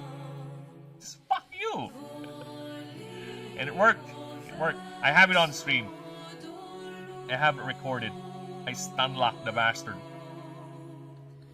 And I appreciate that. I like that. I prefer games would allow such things. In fact, that's where my design philosophy for this game is. I prefer that type of balance because it's not easy to get to that build. No, you have to build it. It's not something that you can get at the very beginning of the game. No, you have to beat some specific bosses to get specific equipment or pictos to get that level of power, which is fine. There's an investment to it. You work hard to get that to be that broken, and it's the same design philosophy in this game. You know, I'm gonna give you the toys, and go ahead and break my game. I don't care. I said this before, and I'll keep on saying it, people. The only time I would balance this game is if the method to get that broken combo, that broken power, if it's too easy. That's it. But if it's not too easy, or it really involves a lot of investment and time and specific combinations, like, yeah, fine, whatever. Have fun. Knock yourself out. I don't care. Right? That's the only time I would consider patching something out or removing it outright or changing it. If it's like something you can get at the very beginning of the game, you haven't even left the primary map and you're already running with that broken build. And invalid. It's not just any broken build, mind you. If it invalidates a lot of the content, how broken it is, yeah, I'm gonna consider that. But if it's not, whatever, man. You do you. You enjoy, right? The game is a massive playground that, of course, rewards players who are invested with the system. find out a good combination to break it. That's why a lot of the passives here, I try to make them as unique as possible. They have different ways to play, different ways to interact with the world. I kind of don't like the passive system where it's just basically number this, number that. It's boring. I prefer creatures to have more personality. That's why I was a bit... This is the thing with Digimon Time Stranger. I like that game. I really do. But I don't like the idea of what they have done with the passives. The creature traits. Or the monster traits for Digimon Time Stranger. It became too generic. I get where they're trying to go for. Because in Digimon Time Stranger, the way passives work in that game for your Digimon is that it's tied to their personality. So, a Digimon that's with this personality will have this passive. So, what end up becoming is that all my Digimon will always have the same passive, regardless, because this is the best passive in the game for that Digimon. I don't care about the other passives; they're lame, right? So, it just turns the Digimon into just numbers. It really does. It loses a lot of personality. The only time I would use a Digimon is that because I like the design. It would also help with the typing, sure, but Digimon typing is not that deep, to be honest. Not as deep as Pokemon, no. And the unique moves. And to be honest with you, a lot of the unique moves in the Digimon Time Stranger game, sure, each Digimon has 1 to 2 unique moves, but a lot of them don't do that much different. It's either it's an AoE move, it's either a single hit move. There are unique effects to it, but it's not that usable. Like, there's this one Digimon move that deals more damage to this type of Digimon, which is okay, that's a neat idea, but the type of Digimon it hits, it's so specific and niche. There's no other variation to it. It's either it deals more damage to that, it's an AoE, it has a status effect, which this is the most annoying thing with Digimon Time Stranger. The same with the other Cyber Sleuth game too. They made the bosses immune to status effects. Downright immune. Just plain immune, which is fucking dumb. Late game just boils down to just you hitting harder and hitting faster. It's all about the numbers game. Status effects in Digimon Time Stranger don't mean anything, because a lot of the bosses will be immune to it. If you have a Digimon that's actually built for poisoning, which is very rare, right? For poisoning or doing some sort of a status effect, you're fucked. Because a lot of the bosses will be immune to it. Especially there's a status effect that's basically a percentage to one hit KO a target. It's like, yeah, interesting. And what's the game solution to balance that? Immunity, straight up.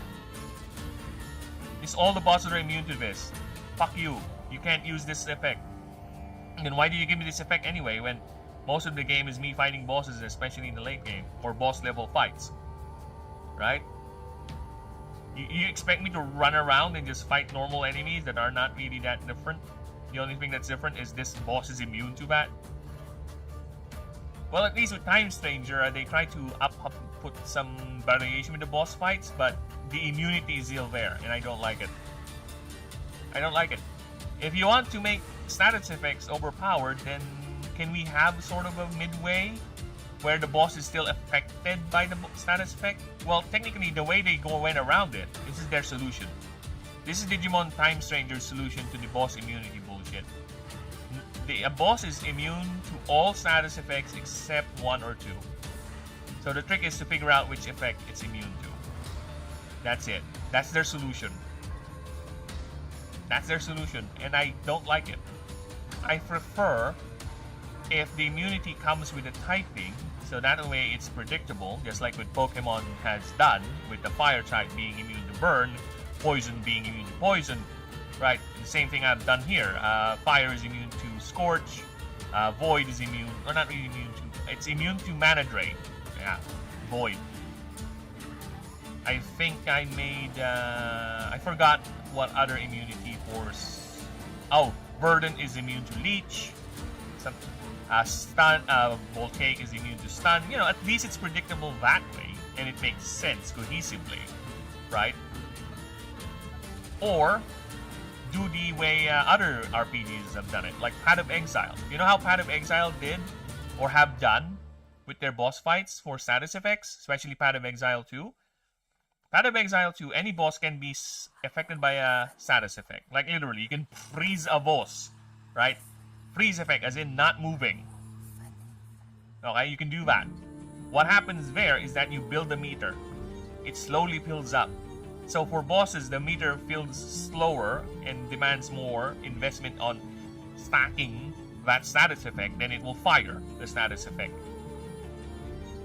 That's a good way. That's a good way to put your boss, or to give your boss a chance to be status effect, or a status effect build, or creature, or monster, whatever, without just doing the lazy way, just blanket immunity.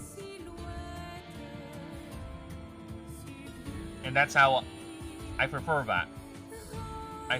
That's why a lot of my status effects, the way I go around in removing them, if you would check the move list, I have very, very few moves. I think I only have, I don't think I have, actually. I'm thinking here, I think all the moves I have when it comes to removing status effects is just removing a specific number. Not all, right? Even the item that's designed to take care of status effects is going to remove a specific number of stacks. Not all of it. Not all of it. It's going to remove either 5 stacks of whatever status effect. It's going to remove this number. It's not a complete removal. And again, the only immunity is either through an investment through a move or an effect, or the typing itself. And it has to make sense at least, not because whatever. Yes, even the gods can be status effect to death, right? It's your build, right? If you want to make a poison build team, go right ahead, have at it. I don't care if Aurelion dies by embarrassing himself and dying in poison. You made that build, and you invested time in making that build. Sure, have at it. I don't care.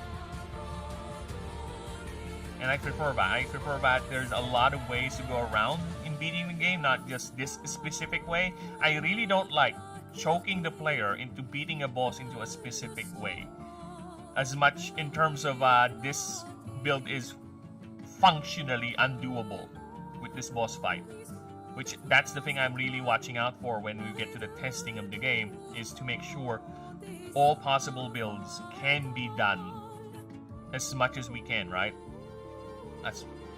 It's gonna get to a point where, yes, there will be better builds than that, better builds than this, sure, but I just want to at least have them, all of them, or combination, not really build ideas, archetypes, to be functional late game.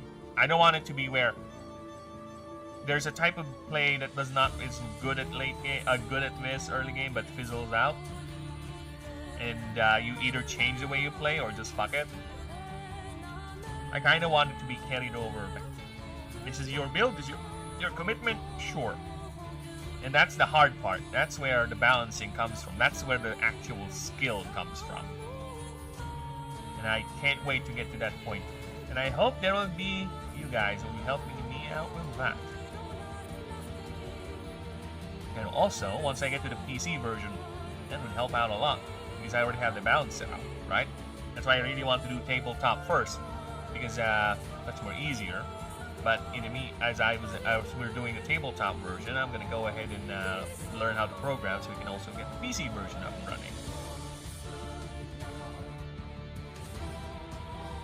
But yes, I did say this before earlier in the stream. I am going to eventually, while we're doing the test streams, I will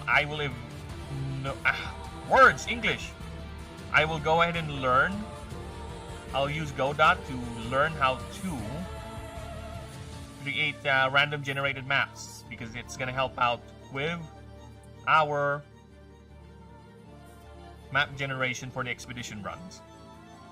I'm also gonna see if I can find a way to program a randomizer that's basically accessible for everyone, right? Something that is on Discord or some sort of an easy program one can download, you know, easy stuff like that. Because my original plan is to have AI do it for me. Like, give the AI all the docs, like Notebook.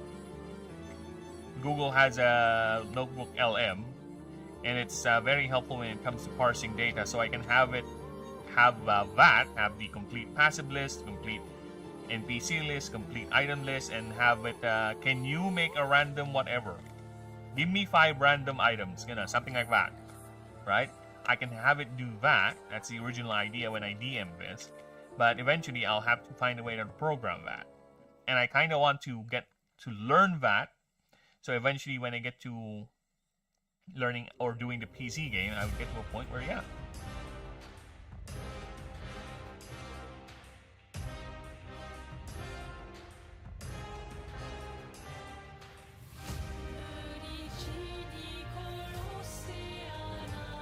Sorry, just checking the streams and the time, because like I said, I was supposed to do things offline yesterday, but the rains were so oppressive that I was not successful in doing them, so that's why I'm here.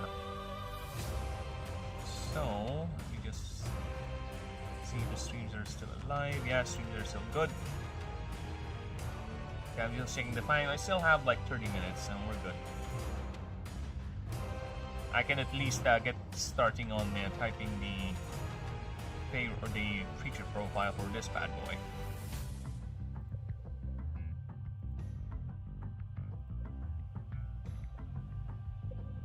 There you go.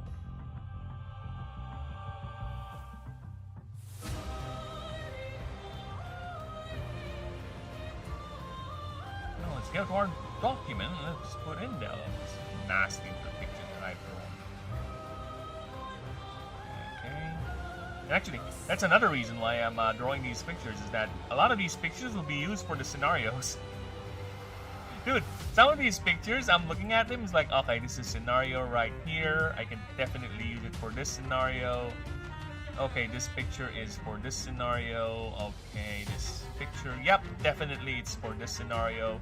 Yeah, I'm already picturing scenario just by looking at the drawings I've made, which is gonna accelerate the scenario creation point. So yeah, like I said, the only thing that's really time consuming with this project right now is the creature designing, but I see that as a foundation for everything else to come after. Because how can I design NPCs, especially named NPCs, if I don't have a creature list to work with? You know what I'm saying? Because there will be specific NPCs with specific creature combinations, and especially the hierarchs. Alright, people. To give you an idea, creatures also have equipments. So aside from upgrades, the glyph upgrades where you can customize their stats, you also have a thing called a mark. So a mark is an equipment for a creature. And being the crazy boy that I am, there is no limit to how many marks you can put on a creature. Technically speaking, the only limit is actually each item or each mark will consume 5 of its upgrade capacity.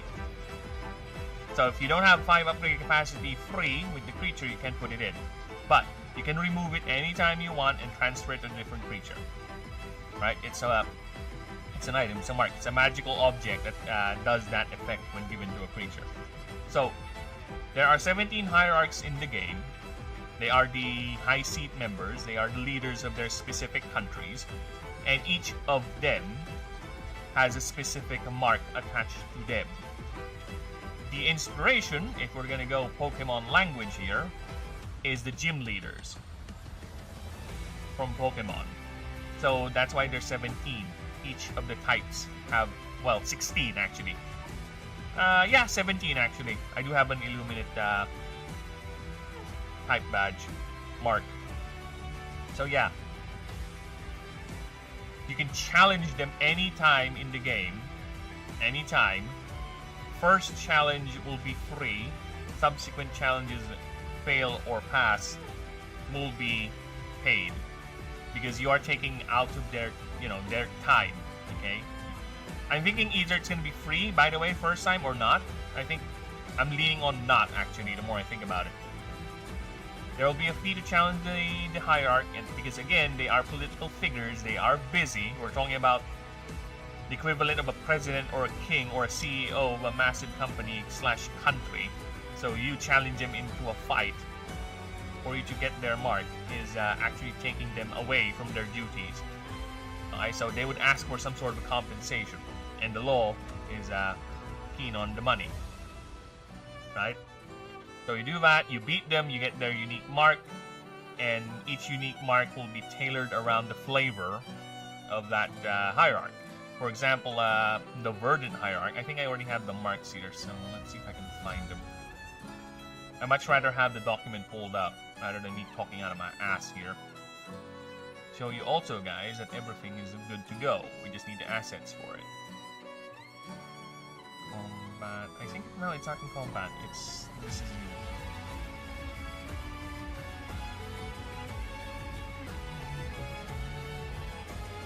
I think it's in the items. I'm gonna rewrite all of this, by the way, so don't worry about that. Here they are. Here they are. So yeah, here are the marks. So there's currently, here's the graph. Of course, I might change this. But yeah, for example, this one, it's a mark for the verdant hierarch, Elidre. So if you beat her, she'll give you a mark for your creature. It's basically growth seed, and the equipped creature grants, basically regens more mana at the cost of 20% of max HP. So I need to clear that up. But either way, this is a draft. I might change it, actually. I might remove the penalty for it. So yeah, Horde Boost reduces the creature by 5 MD. So yeah, it depends on the flavor. And each of them will be playing, all their creatures would have these equipped. So yeah, it's a gym leader challenge translated into the game, which an actual functioning reward rather than just money and a badge that does nothing. Which, to be fair, Pokemon used to have the badges do something. Yeah, believe it or not. The badges in the Pokemon game, I think they stopped by Gen 3 up to Gen 2, actually does something. It either makes catching Pokemon easier, or it grants your Pokemon a tiny bit of boost with their stats, something like that. I forgot the specifics, but they do something. And for some reason, Nintendo decided no, they don't do anything anymore. Let's just remove it. It's just a gate. It's a gate pass, that's it. But other than that, no. Which is annoying because I like the idea. I like the idea of the badges doing something. And actually, with the homebrew Pokemon game I made, the badges actually do something. That's where the mark idea came from. So, and that also incentivizes you, the player, in re-challenging the gym leader again. Because yes, you can re-challenge the hierarchs anytime, again, to get their mark. If you want multiple creatures to have this specific mark, go ahead and challenge them again. See if you can beat them. But be advised, it will be harder the next time. Because they became hierarchs for a reason. They are no pushovers. Okay? They are just adjusting themselves to your skill level, so to speak. Okay? So if you re-challenge them, the fact that you already beat them is like, alright, I guess it's time to take it a bit seriously. So yeah, I have that. We have that. Oh, fuck off.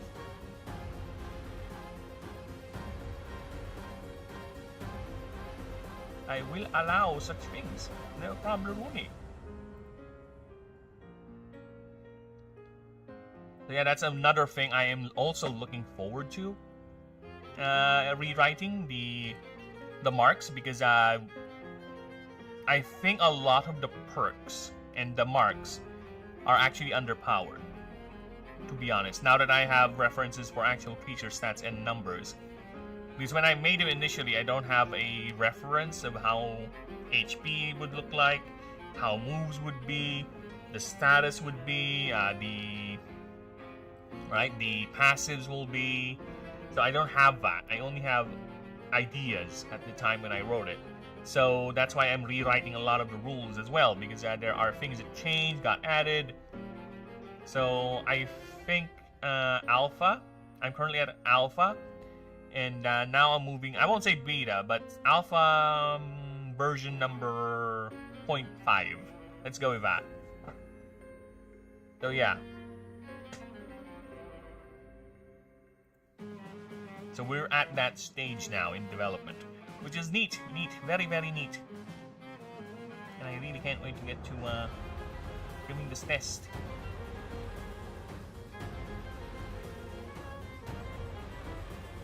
Okay, so where am I?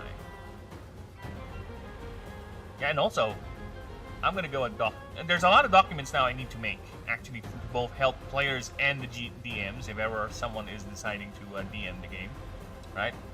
I'll also be making a doc for the hierarchs, for their marks, for their team, their gimmicks, right? I'll be also, because the hierarchs also have a little story of their own, so it's like a favor track for the hierarch, but not really a favor track, it's just a mini quest revolving around that hierarch. So I'll be making that too, but I'll be making that after I'm done rewriting both the creature rules and the player rules. About the world rules, I will also rewrite that, because now everything around the game is revolving around the expeditions, the expedition run. The overworld game mode is kind of being left aside to the point that I don't even think about it when I make rules or in passives. Well, not really, I don't think about it. I think about it less and less. It's like, I have now come to accept that the overworld rules or the open world portion of the game might get a different, well, not really different, but if I were to incorporate that in the game, it might involve me changing some of the words I put in the passives, right? Because again, I haven't fully 100%ed the idea of the overall. I only have the skeleton of it. But the expeditions mode, I have that in detail, because that's where we're going to focus the test. And I think it's a unique hook too. To be honest, I was advised by Ryu, one of my friends, the guy I usually stream with, that I think it's better to focus the game on the expeditions mode, for now at least, because it's a unique hook, which I kind of agree. Because I don't think there has been many, if any, creature battlers out there that revolves around the idea of a roguelike setting, right? It's Slay the Spire. For people who play the Slay the Spire, that's it. It's a roguelike setting, but set in a creature battler mode. So, I don't think there's been a lot, or if any, and with that idea in my game, I think that's a unique hook to it. It's a unique hook. So there will be an overworld, yeah, it's in the work, it's in concept actually. I think if I'm gonna put progress for that, I think I'd say Alpha 0.01, because the only overworld map I made is just for the example on Worldbuilding, right? Other than that, no, the other countries have not been worked out. There's no grand storyline yet for any of the countries. The greater lore for each country is slowly being revealed per the creature docs, and eventually we'll flesh those out, right? But for now, it's 100% on the expedition runs. Even the favor doc is 100% designed for the expedition runs. The track is there, the mission is sure, but it's kind of hard to translate them into the overworld now, right? Without moving a lot and denying that content to the expedition. Something. You know what? I'll be right back. All this tangenting is making me pee-pee. Be right back. I'm gonna pee-pees, and you guys stay there, because I'll be typing a lot.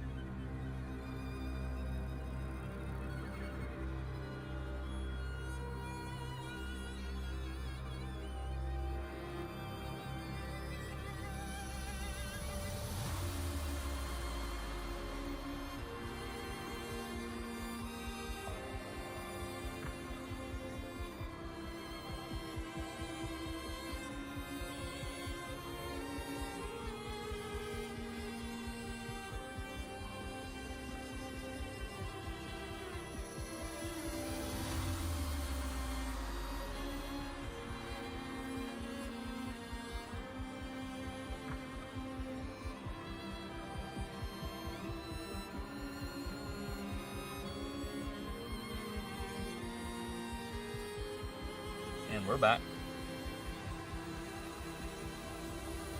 Okay, so let's this. I think this is done. Okay, so what are we gonna do here?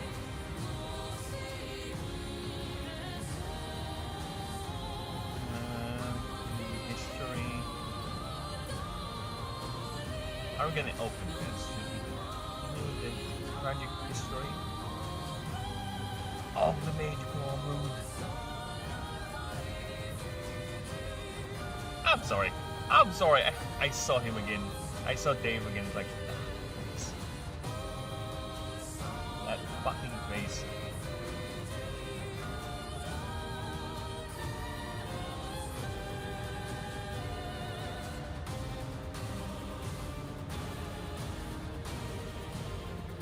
Alright. Now, what's your name again? Grinbrow, right? Dude, I have so many name characters now. I keep on saying this, but yeah. So many name characters.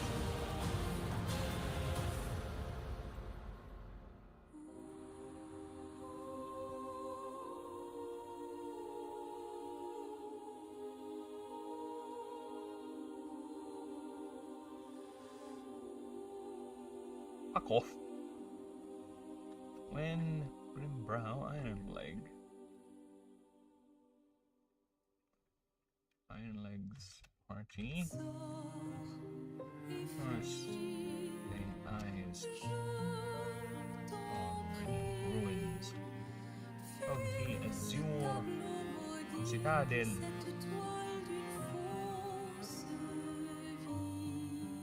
Yeah, should know.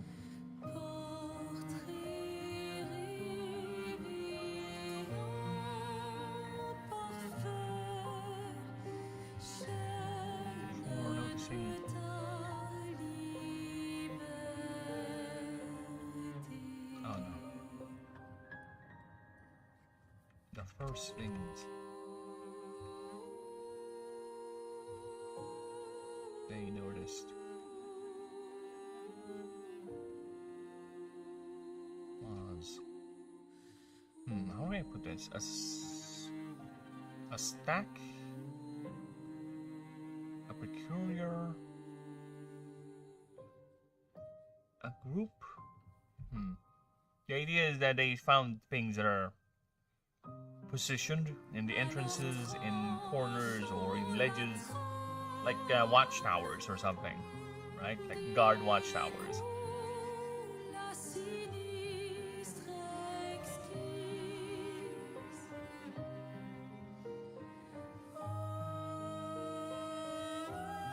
A jar. I wouldn't even call it jar-like. Monoliths or slabs. Because that's the idea. This is how they guard, right? Where the Umifin is constantly going out, healing people and creatures, helping them out. Sushishim actually is a guard creature, so think of her as gargoyles, but not really. But that's the idea. They would position themselves in ledges or entrances, and particularly the Azure Fort Citadel, right? They would position themselves in the stairwells, like good spacing with one another, like 2 in the front, then 2 more a few steps up, something like that. Or in the ledges, it would look like this, exactly like this. That's how they would look like. And if there any intruder or anyone tries to pass without, that they don't trust or they don't authorize, or again intruder, they would actually assess and engage if need be. That is their purpose. That is what they do. That's why they look like that. Again, the Sushishim is an earth type. It does have high DR or defense rating, but it's an offensive tank. Like if you would again read its passives, it's designed to hit hard, but it has a tank setup. Like for example, this one, Sushinogo. At the start of a round, before speed is calculated, this creature can transfer its whole DR to its speed for this round only by destroying an object you control on the field. So yeah, it uses its defense as offense. It's a good offense, a good defense is a good offense sort of creature type of identity with it. So it looks like it's tanky. Yes, it's kinda, but it uses that tankiness proactively. It's not like a Proceratron, where Proceratron's passes revolve around it getting hit, then hit back. No, this one is more active. There is a passive that is like that though, but this one is quite aggressive in terms of its effect than the others. Like here, at the start of a round, you may choose up to 3 opposing creatures. Whenever one of them attacks this creature or an object you control, the attacking creature is dealt piercing damage equal to twice the difference between this creature's current DR and the attacking creature's. If the creature has more DR than this creature, this creature instead takes damage. You can instead roll a 1d20 on a 12 up. This creature deals Earth-type damage to the attacker based on his current DR. So yeah, again, it uses its defense as offense. That's the idea of it. It doesn't sit there and tank. It fights back.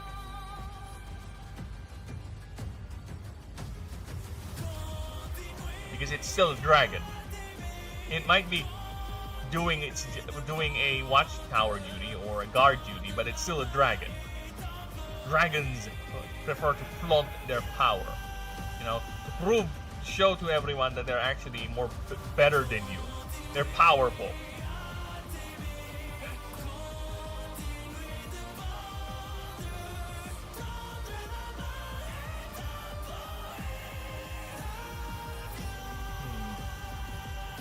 Actually, no, let's change that. What's not?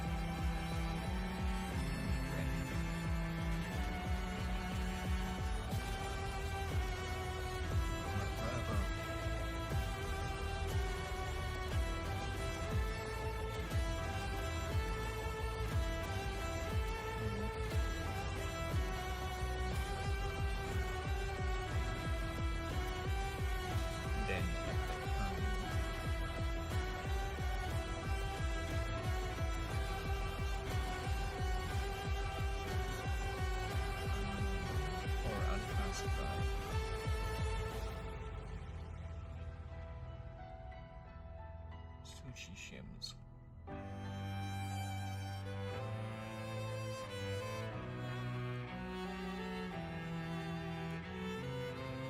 Bard.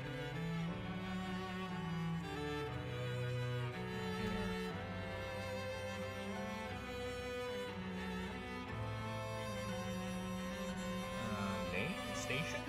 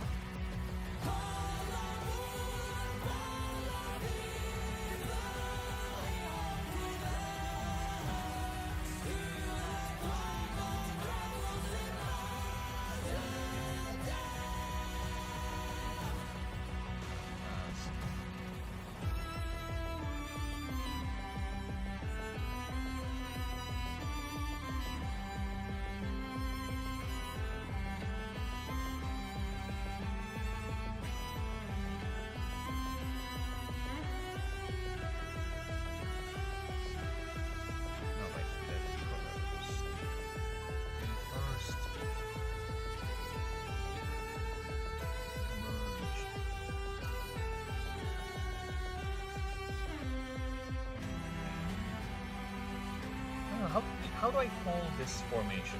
Is it a jar? Is it a wall?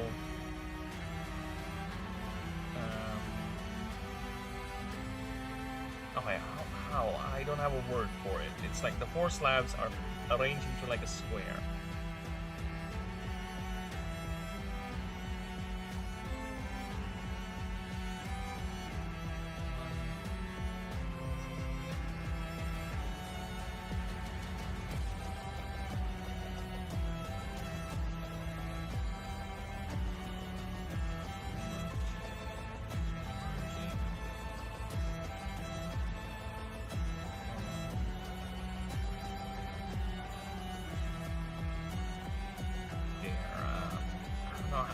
Words!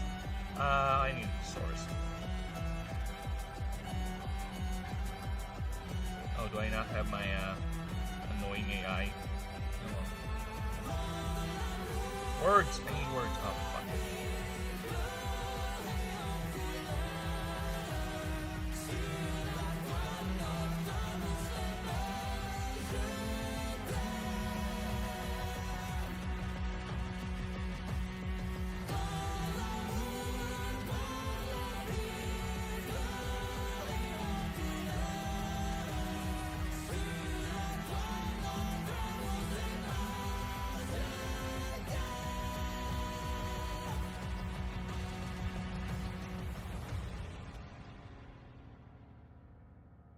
Yeah, well, whatever. Gemini, get over here. Oh, did I close it? I guess I closed it. Whatever. Doesn't matter. Where's that? Hi. Words.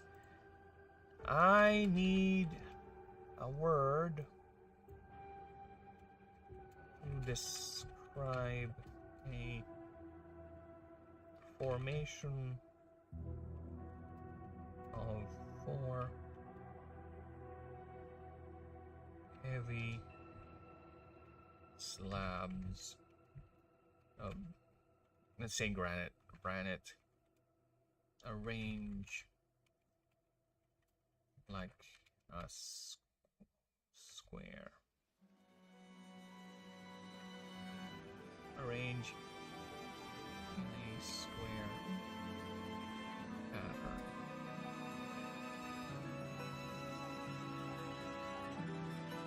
Being in the picture looks like this. Yeah, I need a word. I need a word.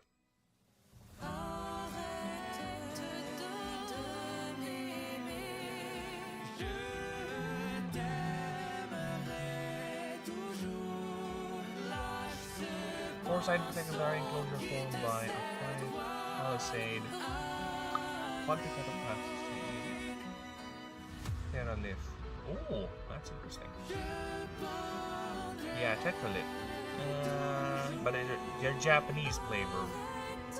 Japanese Hebrew angelic flavor. So I can sarcophagi? It's a sarcophagus? Cyst, a small black-like tomb where enclosure upright stone slabs. Cromlech, a megalithic structure composed of upright standing stones arranged in a circular or polygonal perimeter. Dolmen, a megalithic tomb consisting of several upright stones. Holding a might tetrahedron exposure.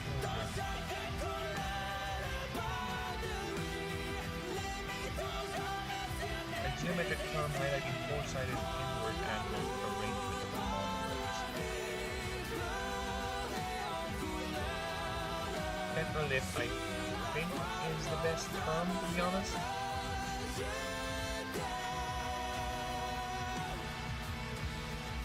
Tetralith.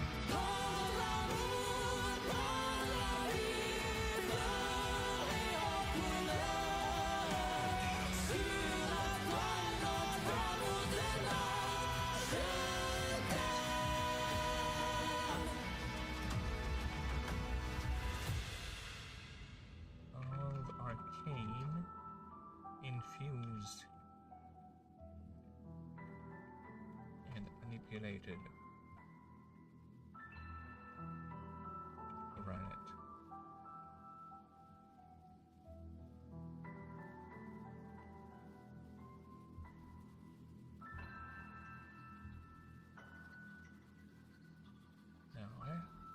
4 slabs.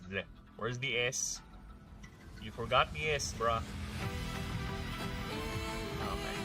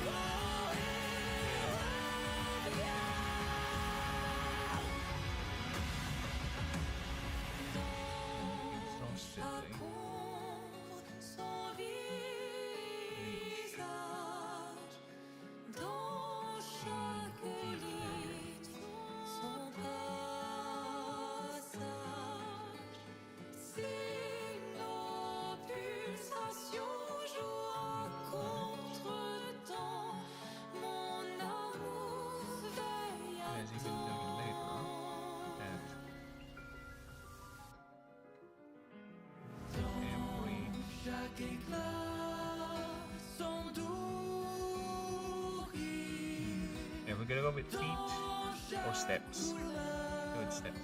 Every steps of the stairwell up here.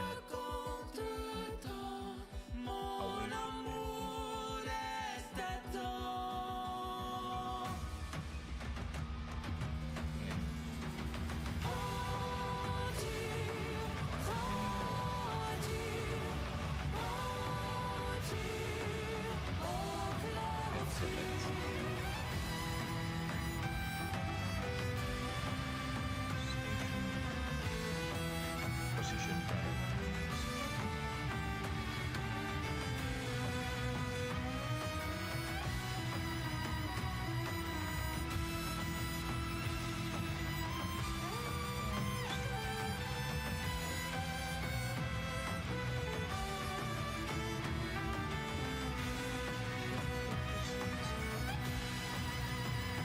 from citadels, rather.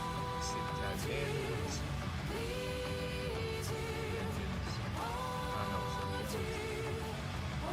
Ventilations. Parts of the castle. I need parts of the castle. Parts of a castle. Parts of the castle. Or the part where you walk on the castle walls.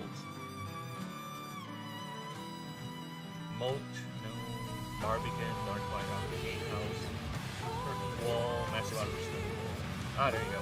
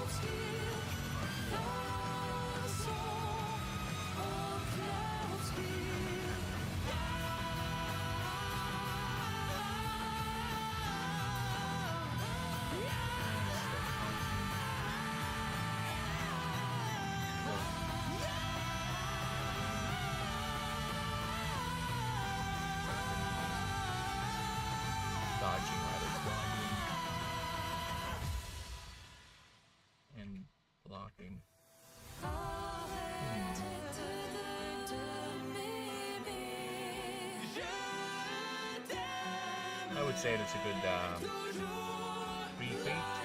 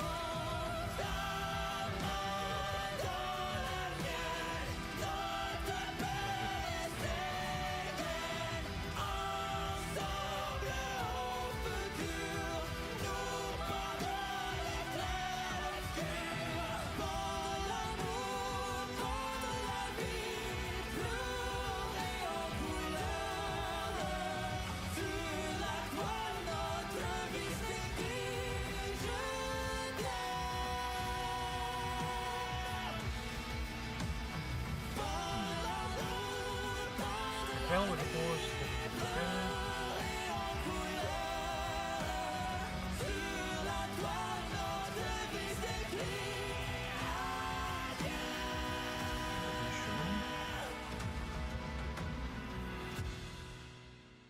To Albert.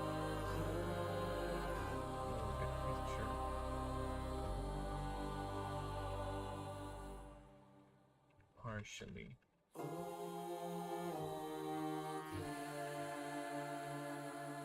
is aware of this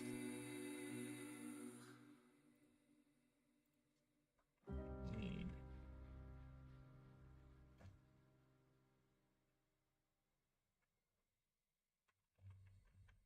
My own leaders are still unsure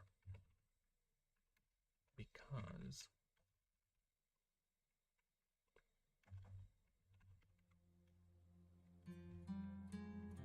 there are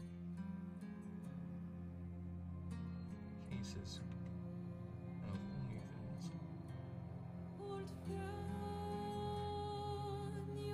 sending wild away from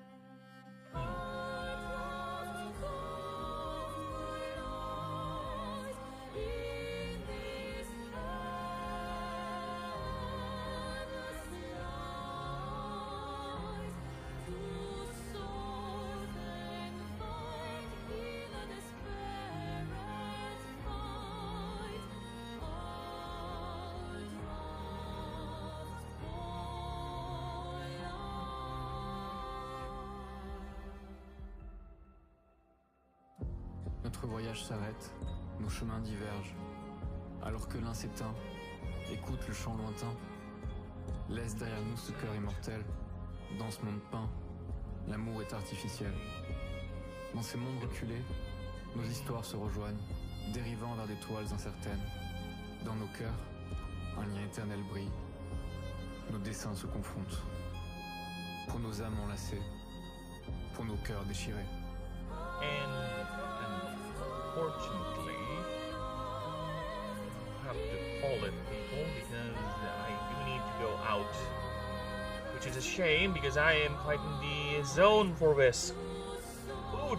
Want to finish this up, but yeah, we are 27:13 a.m. here, and sun is rising quite high, and I don't want to get caught in the blazing heat because I do live in a tropical country. So it's either uber rain or uber heat. Alright? So I'd rather be in the middle. So I have to bid you people adieu. And thank you for everyone stopping by. Snakes, Alia, Denisium. Thank you for you lovely lurkers out there. Please, don't hesitate to hit that like and that sub, you know? Always welcome. Always welcome. Appreciate your support, lurker, chatter, suggester, friendo, everyone. Thank you. I will see you guys tomorrow. Bye-bye, Denisium. Bye-bye. And, what are you trying to say? There you go. Bye-bye.